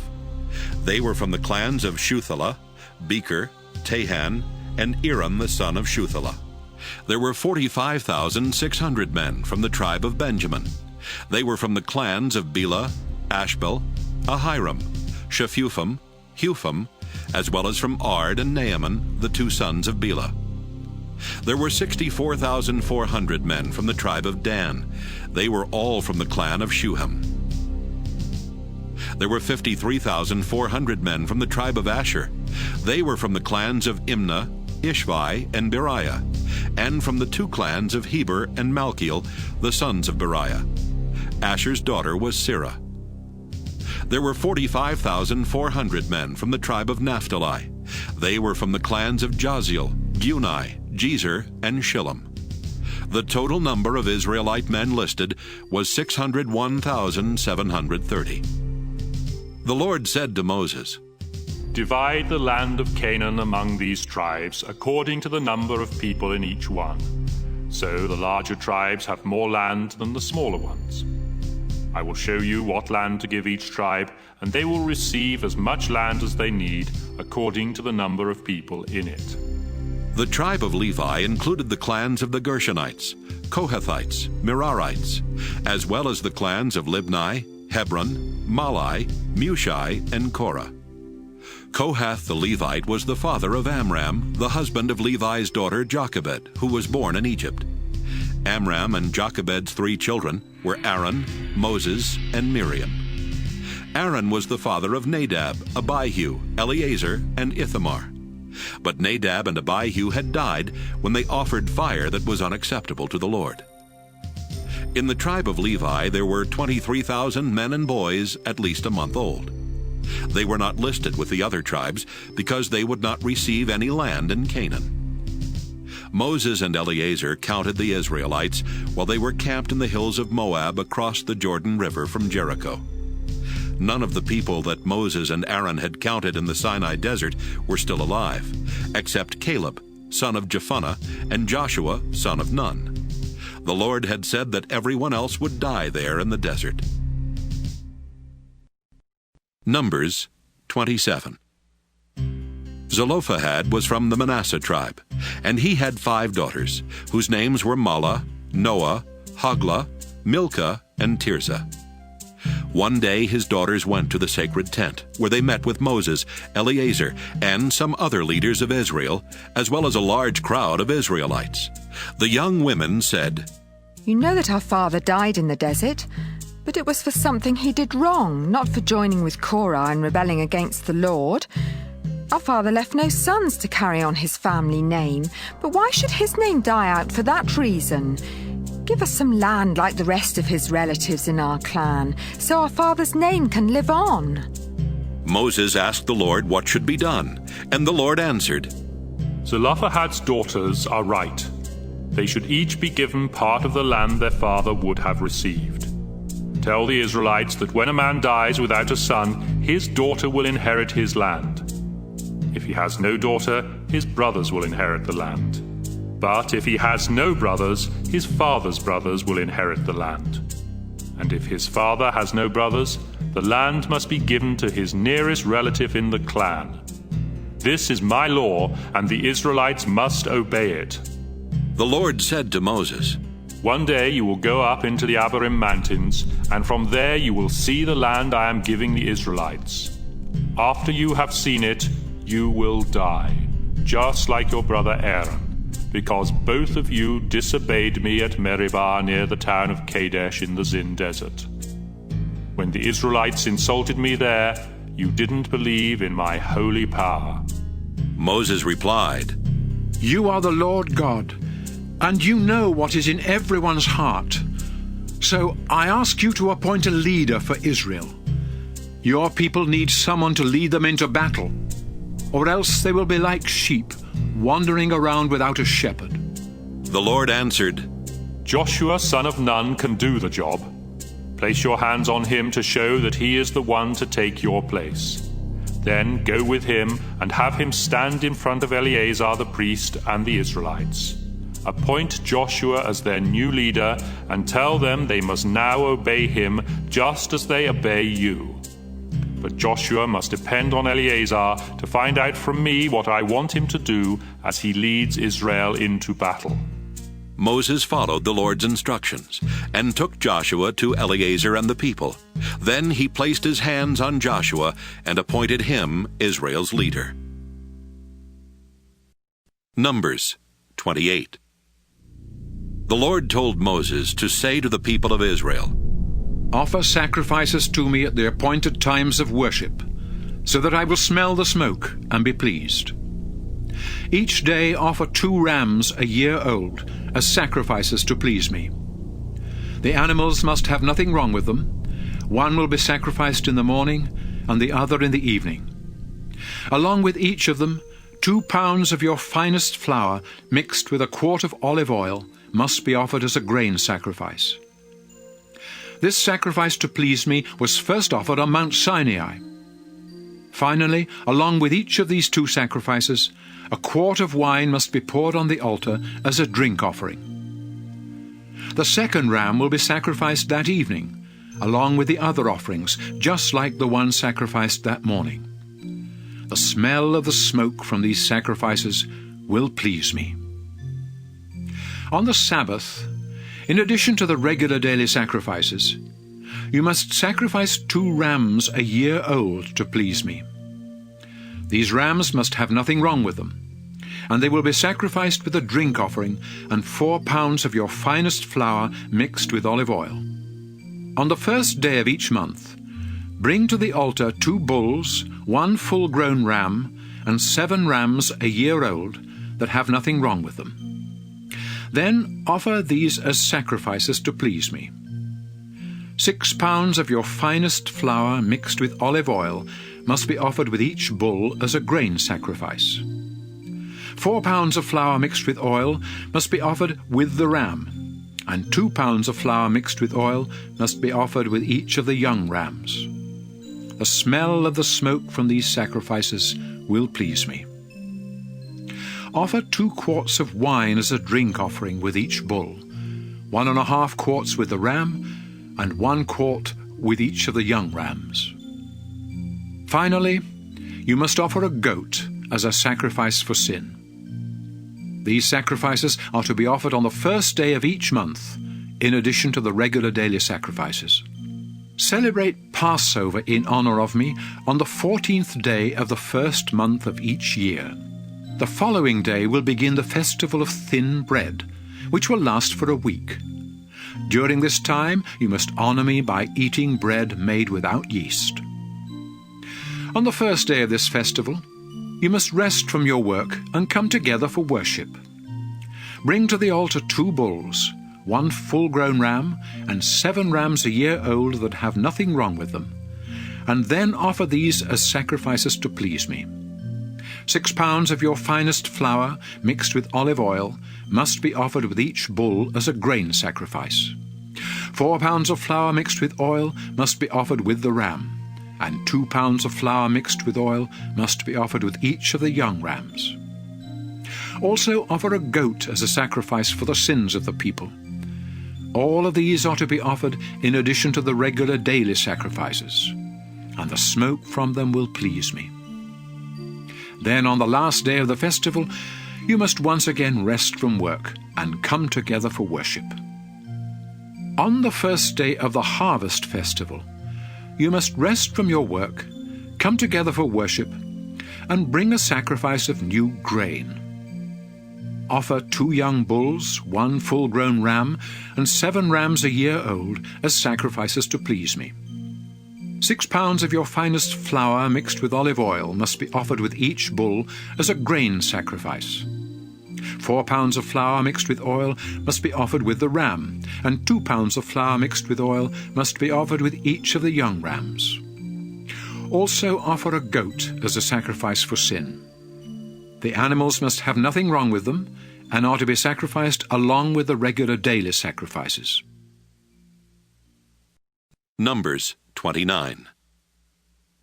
On the first day of the 7th month, you must rest from your work and come together to celebrate at the sound of the trumpets.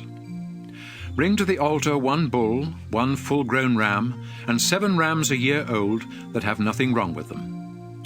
And then offer these as sacrifices to please me. 6 pounds of your finest flour mixed with olive oil must be offered with the bull as a grain sacrifice. 4 pounds of flour mixed with oil must be offered with the ram, and 2 pounds of flour mixed with oil must be offered with each of the young rams. You must also offer a goat as a sacrifice for sin. These sacrifices will be made in addition to the regular daily sacrifices and the sacrifices for the first day of the month. The smoke from these sacrifices will please me. The 10th day of the 7th month is the great day of forgiveness. On that day you must rest from all work and come together for worship. Show sorrow for your sins by going without food, and bring to the altar 1 young bull, 1 full-grown ram, and 7 rams a year old that have nothing wrong with them. Then offer these as sacrifices to please me. 6 pounds of your finest flour mixed with olive oil must be offered with the bull as a grain sacrifice. 4 pounds of flour mixed with oil must be offered with the ram, and 2 pounds of flour mixed with oil must be offered with each of the young rams. A goat must also be sacrificed for the sins of the people. You will offer these sacrifices in addition to the sacrifice to ask forgiveness and the regular daily sacrifices. Beginning on the 15th day of the 7th month, and continuing for 7 days, everyone must celebrate the festival of shelters in honor of me. On the first day, you must rest from your work and come together for worship. Bring to the altar 13 bulls, 2 full-grown rams, and 14 rams a year old that have nothing wrong with them. Then offer these as sacrifices to please me. 6 pounds of your finest flour mixed with olive oil must be offered with each bull as a grain sacrifice. 4 pounds of flour mixed with oil must be offered with each of the rams, and 2 pounds of flour mixed with oil must be offered with each of the young rams. You must also offer a goat as a sacrifice for sin. These are to be offered in addition to the regular daily sacrifices. For the next 6 days of the festival, you will sacrifice 1 less bull than the day before, so that on the 7th day 7 bulls will be sacrificed. The other sacrifices and offerings must remain the same for each of these days. On the 8th day, you must once again rest from your work and come together for worship. Bring to the altar 1 bull, 1 full-grown ram, and 7 rams a year old that have nothing wrong with them. Then offer these as sacrifices to please me. You must also offer the proper grain sacrifices and drink offerings of wine with each animal. And offer a goat as a sacrifice to ask forgiveness for the people. These sacrifices are made in addition to the regular daily sacrifices.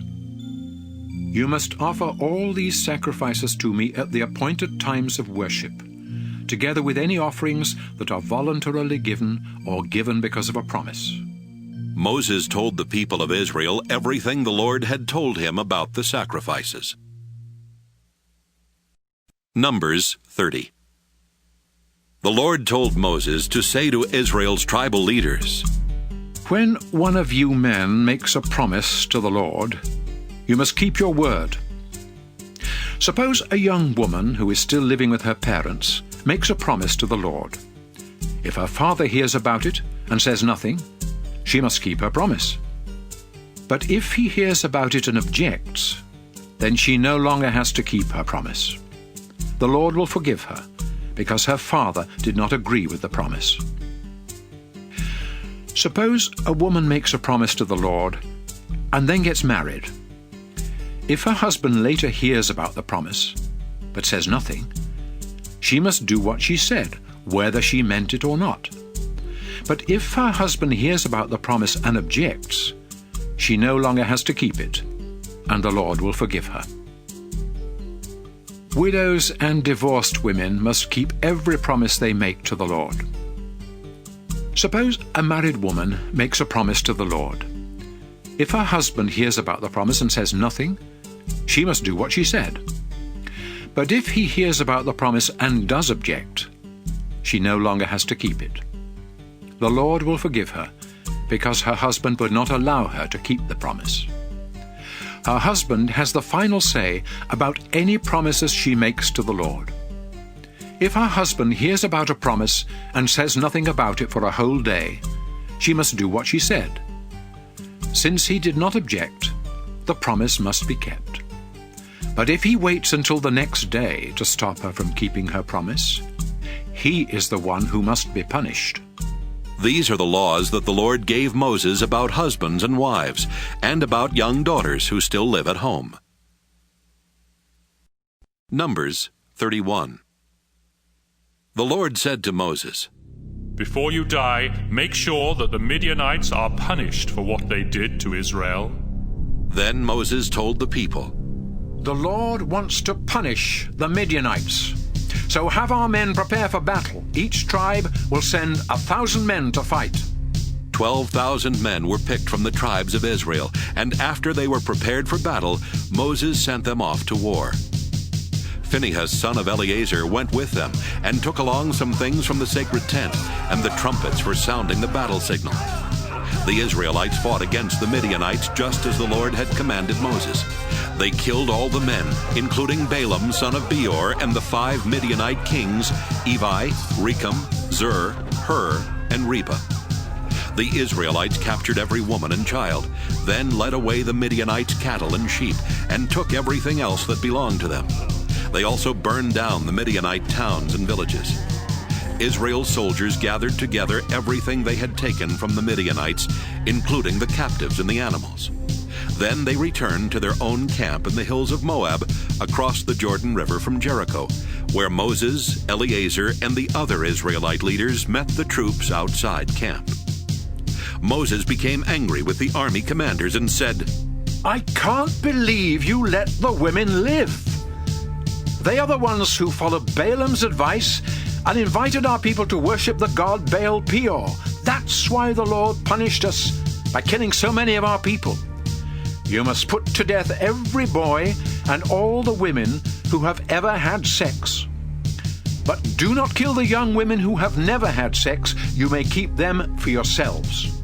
Then Moses said to the soldiers, If you killed anyone or touched a dead body, you are unclean and have to stay outside the camp for 7 days. On the 3rd and 7th days, you must go through a ceremony to make yourselves and your captives clean. Then wash your clothes and anything made from animal skin, goat's hair, or wood. Eleazar then explained, If you need to purify something that won't burn, such as gold, silver, bronze, iron, tin, or lead, you must first place it in a hot fire. After you take it out, sprinkle it with the water that purifies.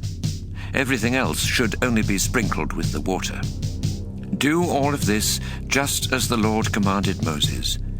Wash your clothes on the 7th day, and after that you will be clean and may return to the camp. The Lord told Moses, Make a list of everything taken from the Midianites, including the captives and the animals. Then divide them between the soldiers and the rest of the people. Eleazar the priest and the family leaders will help you. From the half that belongs to the soldiers, set aside for the Lord 1 out of every 500 people or animals, and give these to Eleazar. From the half that belongs to the people, set aside 1 out of every 50, and give these to the Levites in charge of the sacred tent. Moses and Eleazar followed the Lord's instructions and listed everything that had been taken from the Midianites. The list included 675,000 sheep and goats, 72,000 cattle, 61,000 donkeys, and 32,000 young women who had never had sex. Each half included 337,500 sheep and goats, 36,000 cattle, 30,500 donkeys, and 16,000 young women. From the half that belonged to the soldiers, Moses counted out 675 sheep and goats, 72 cattle, 61 donkeys, and 32 women, and gave them to Eleazar to be dedicated to the Lord. Then from the half that belonged to the people, Moses set aside one out of every 50 animals and women, as the Lord had said, and gave them to the Levites. The army commanders went to Moses and said, "Sir, we have counted our troops and not one soldier is missing. So we want to give the Lord all the gold jewelry we took from the Midianites. It's our gift to him for watching over us and our troops." Moses and Eleazar accepted the jewelry from the commanders, and its total weight was over 400 pounds. This did not include the things that the soldiers had kept for themselves. So Moses and Eleazar placed the gold in the Lord's sacred tent to remind Israel of what had happened. Numbers 32. The tribes of Reuben and Gad owned a lot of cattle and sheep, and they saw that the regions of Jazer and Gilead had good pasture land. So they went to Moses, Eleazar, and the other leaders of Israel and said, "The Lord has helped us capture the land around the towns of Ataroth, Dibon, Jazer, Nimrah, Heshbon, Elealeh, Sebam, Nebo, and Beon. That's good pasture land. And since we own cattle and sheep, would you let us stay here east of the Jordan River and have this land as our own?" Moses answered, "You mean you'd stay here while the rest of the Israelites go into battle? If you did that, it would discourage the others from crossing over into the land the Lord promised them. This is exactly what happened when I sent your ancestors from Kadesh Barnea to explore the land. They went as far as Eshcol Valley, then returned and told the people that we should not enter it. The Lord became very angry, and he said that no one who was 20 years or older when they left Egypt would enter the land he had promised to Abraham, Isaac, and Jacob. Not one of those people believed in the Lord's power, except Caleb and Joshua. They remained faithful to the Lord, but he was so angry with the others that he forced them to wander around in the desert 40 years. By that time, everyone who had sinned against him had died. Now you people of Reuben and Gad are doing the same thing and making the Lord even angrier. If you reject the Lord, he will once again abandon his people and leave them here in the desert, and you will be to blame." The men from Reuben and Gad replied, "Let us build places to keep our sheep and goats, and towns for our wives and children where they can stay and be safe. Then we'll prepare to fight and lead the other tribes into battle. We will stay with them until they have settled in their own tribal lands. The land on this side of the Jordan River will be ours, so we won't expect to receive any on the other side." Moses said, "You promised that you would be ready to fight for the Lord. You also agreed to cross the Jordan and stay with the rest of the Israelites until the Lord forces our enemies out of the land. If you do these things, then after the Lord helps Israel capture the land, you can return to your own land. You will no longer have to stay with the others. But if you don't keep your promise, you will sin against the Lord and be punished.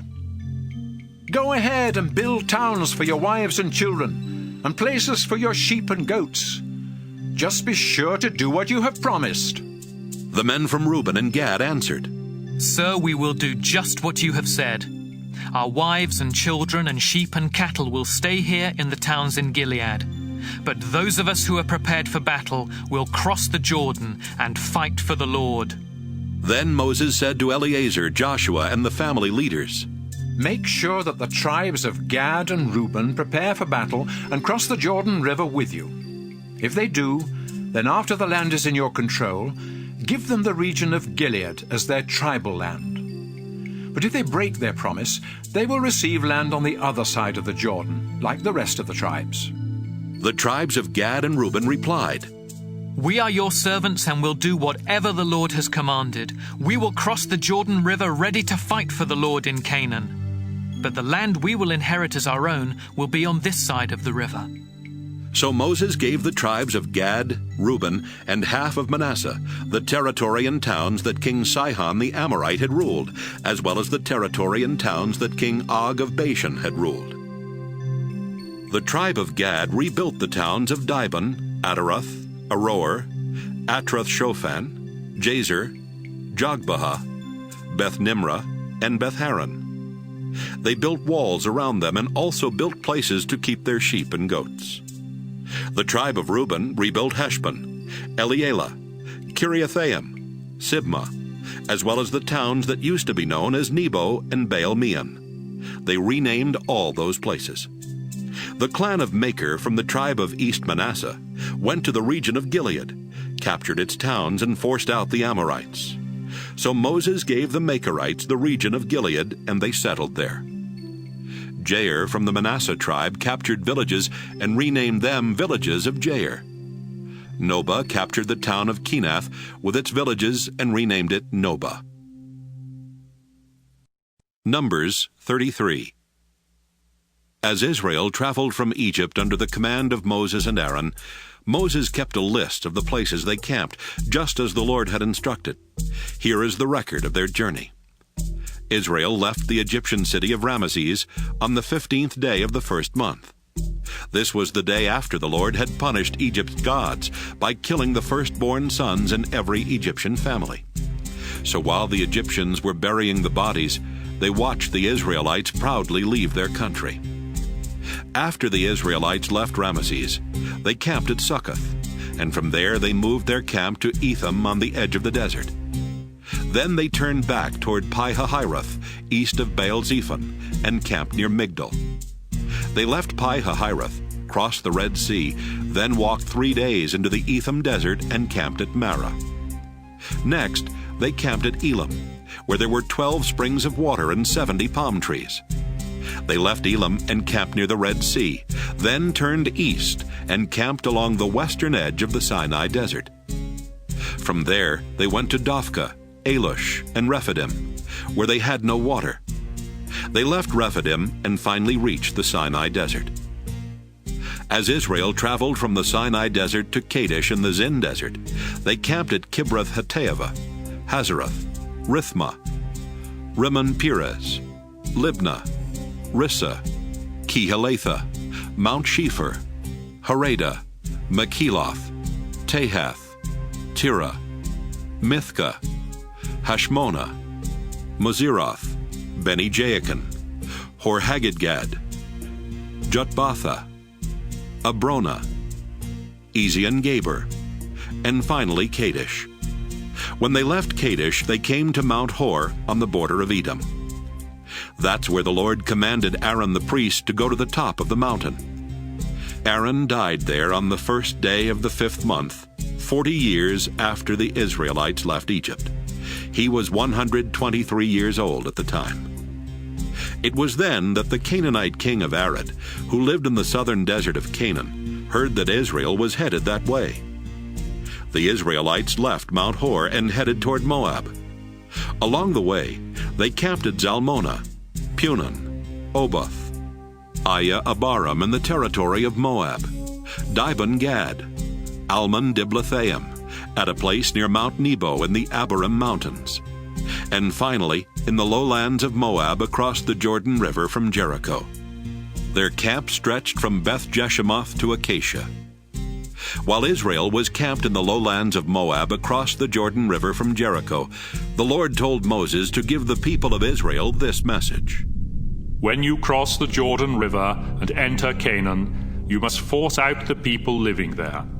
Destroy their idols and tear down their altars. Then settle in the land. I have given it to you as your own. I will show you how to divide the land among the tribes according to the number of clans in each one, so that the larger tribes will have more land than the smaller ones. If you don't force out all the people there, they will be like pointed sticks in your eyes and thorns in your back.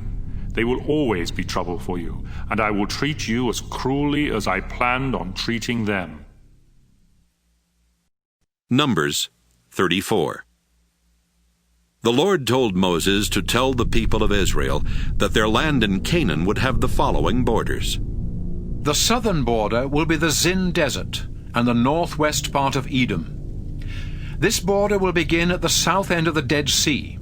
It will go west from there, but will turn southward to include Scorpion Pass, the village of Zin, and the town of Kadesh Barnea. From there, the border will continue to Hazar Adar and on to Asmon. It will run along the Egyptian Gorge and end at the Mediterranean Sea. The western border will be the Mediterranean Sea. The northern border will begin at the Mediterranean, then continue eastward to Mount Hor. After that, it will run to Lebo Hamath and across to Zedad, which is the northern edge of your land. From Zedad, the border will continue east to Ziphron and end at Hazar Enan. The eastern border will begin at Hazar Enan in the north, then run south to Shepham, and on down to Riblah on the east side of Ain. From there it will go south to the eastern hills of Lake Galilee, then follow the Jordan River down to the north end of the Dead Sea. The land within these four borders will belong to you. Then Moses told the people, You will receive the land inside these borders. It will be yours, but the Lord has commanded you to divide it among the 9.5 tribes. The tribes of Reuben, Gad, and East Manasseh have already been given their land across from Jericho, east of the Jordan River. The Lord said to Moses, Eleazar the priest and Joshua son of Nun will divide the land for the Israelites. One leader from each tribe will help them, and here is the list of their names. Caleb son of Jephunneh from Judah, Shemuel son of Ammihud from Simeon, Elidad son of Chislon from Benjamin, Buckai son of Joglai from Dan, Hanael son of Ephod from Manasseh, Kemuel son of Shiftan from Ephraim, Elizaphan son of Parnak from Zebulun, Paltiel son of Azan from Issachar, Ahiud son of Shalomai from Asher, and Pedahel son of Ammihud from Naphtali. These are the men the Lord commanded to help Eleazar and Joshua divide the land for the Israelites. Numbers 35. While the people of Israel were still camped in the lowlands of Moab across the Jordan River from Jericho, the Lord told Moses to say to them, When you receive your tribal lands, you must give towns and pastures to the Levi tribe. That way the Levites will have towns to live in and pastures for their animals.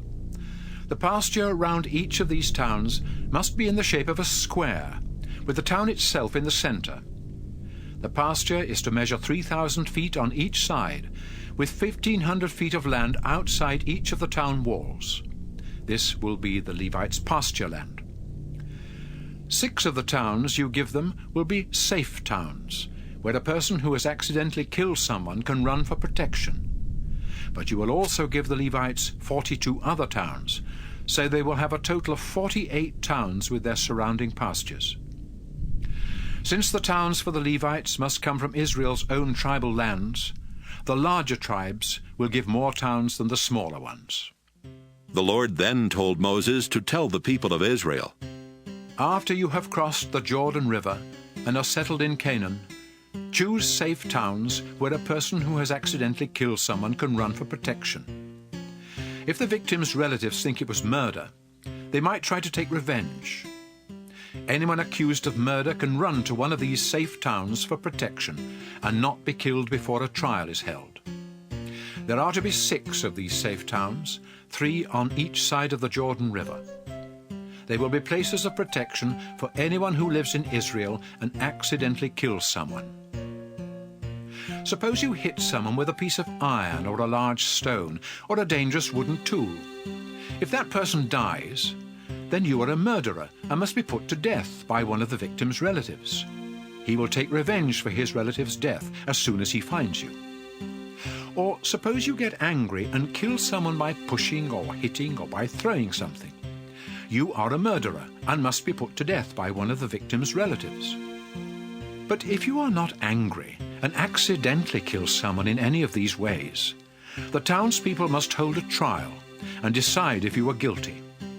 If they decide that you are innocent, you will be protected from the victim's relative and sent to stay in one of the safe towns until the high priest dies.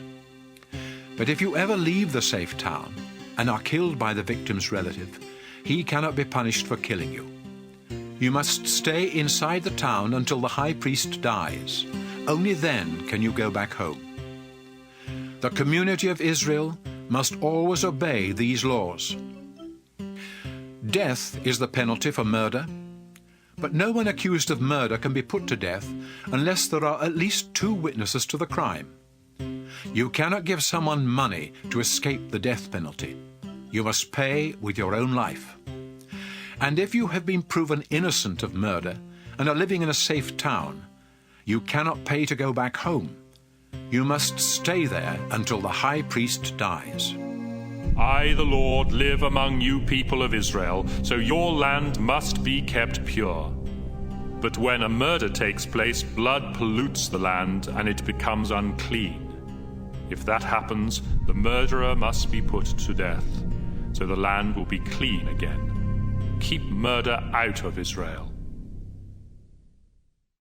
Numbers 36.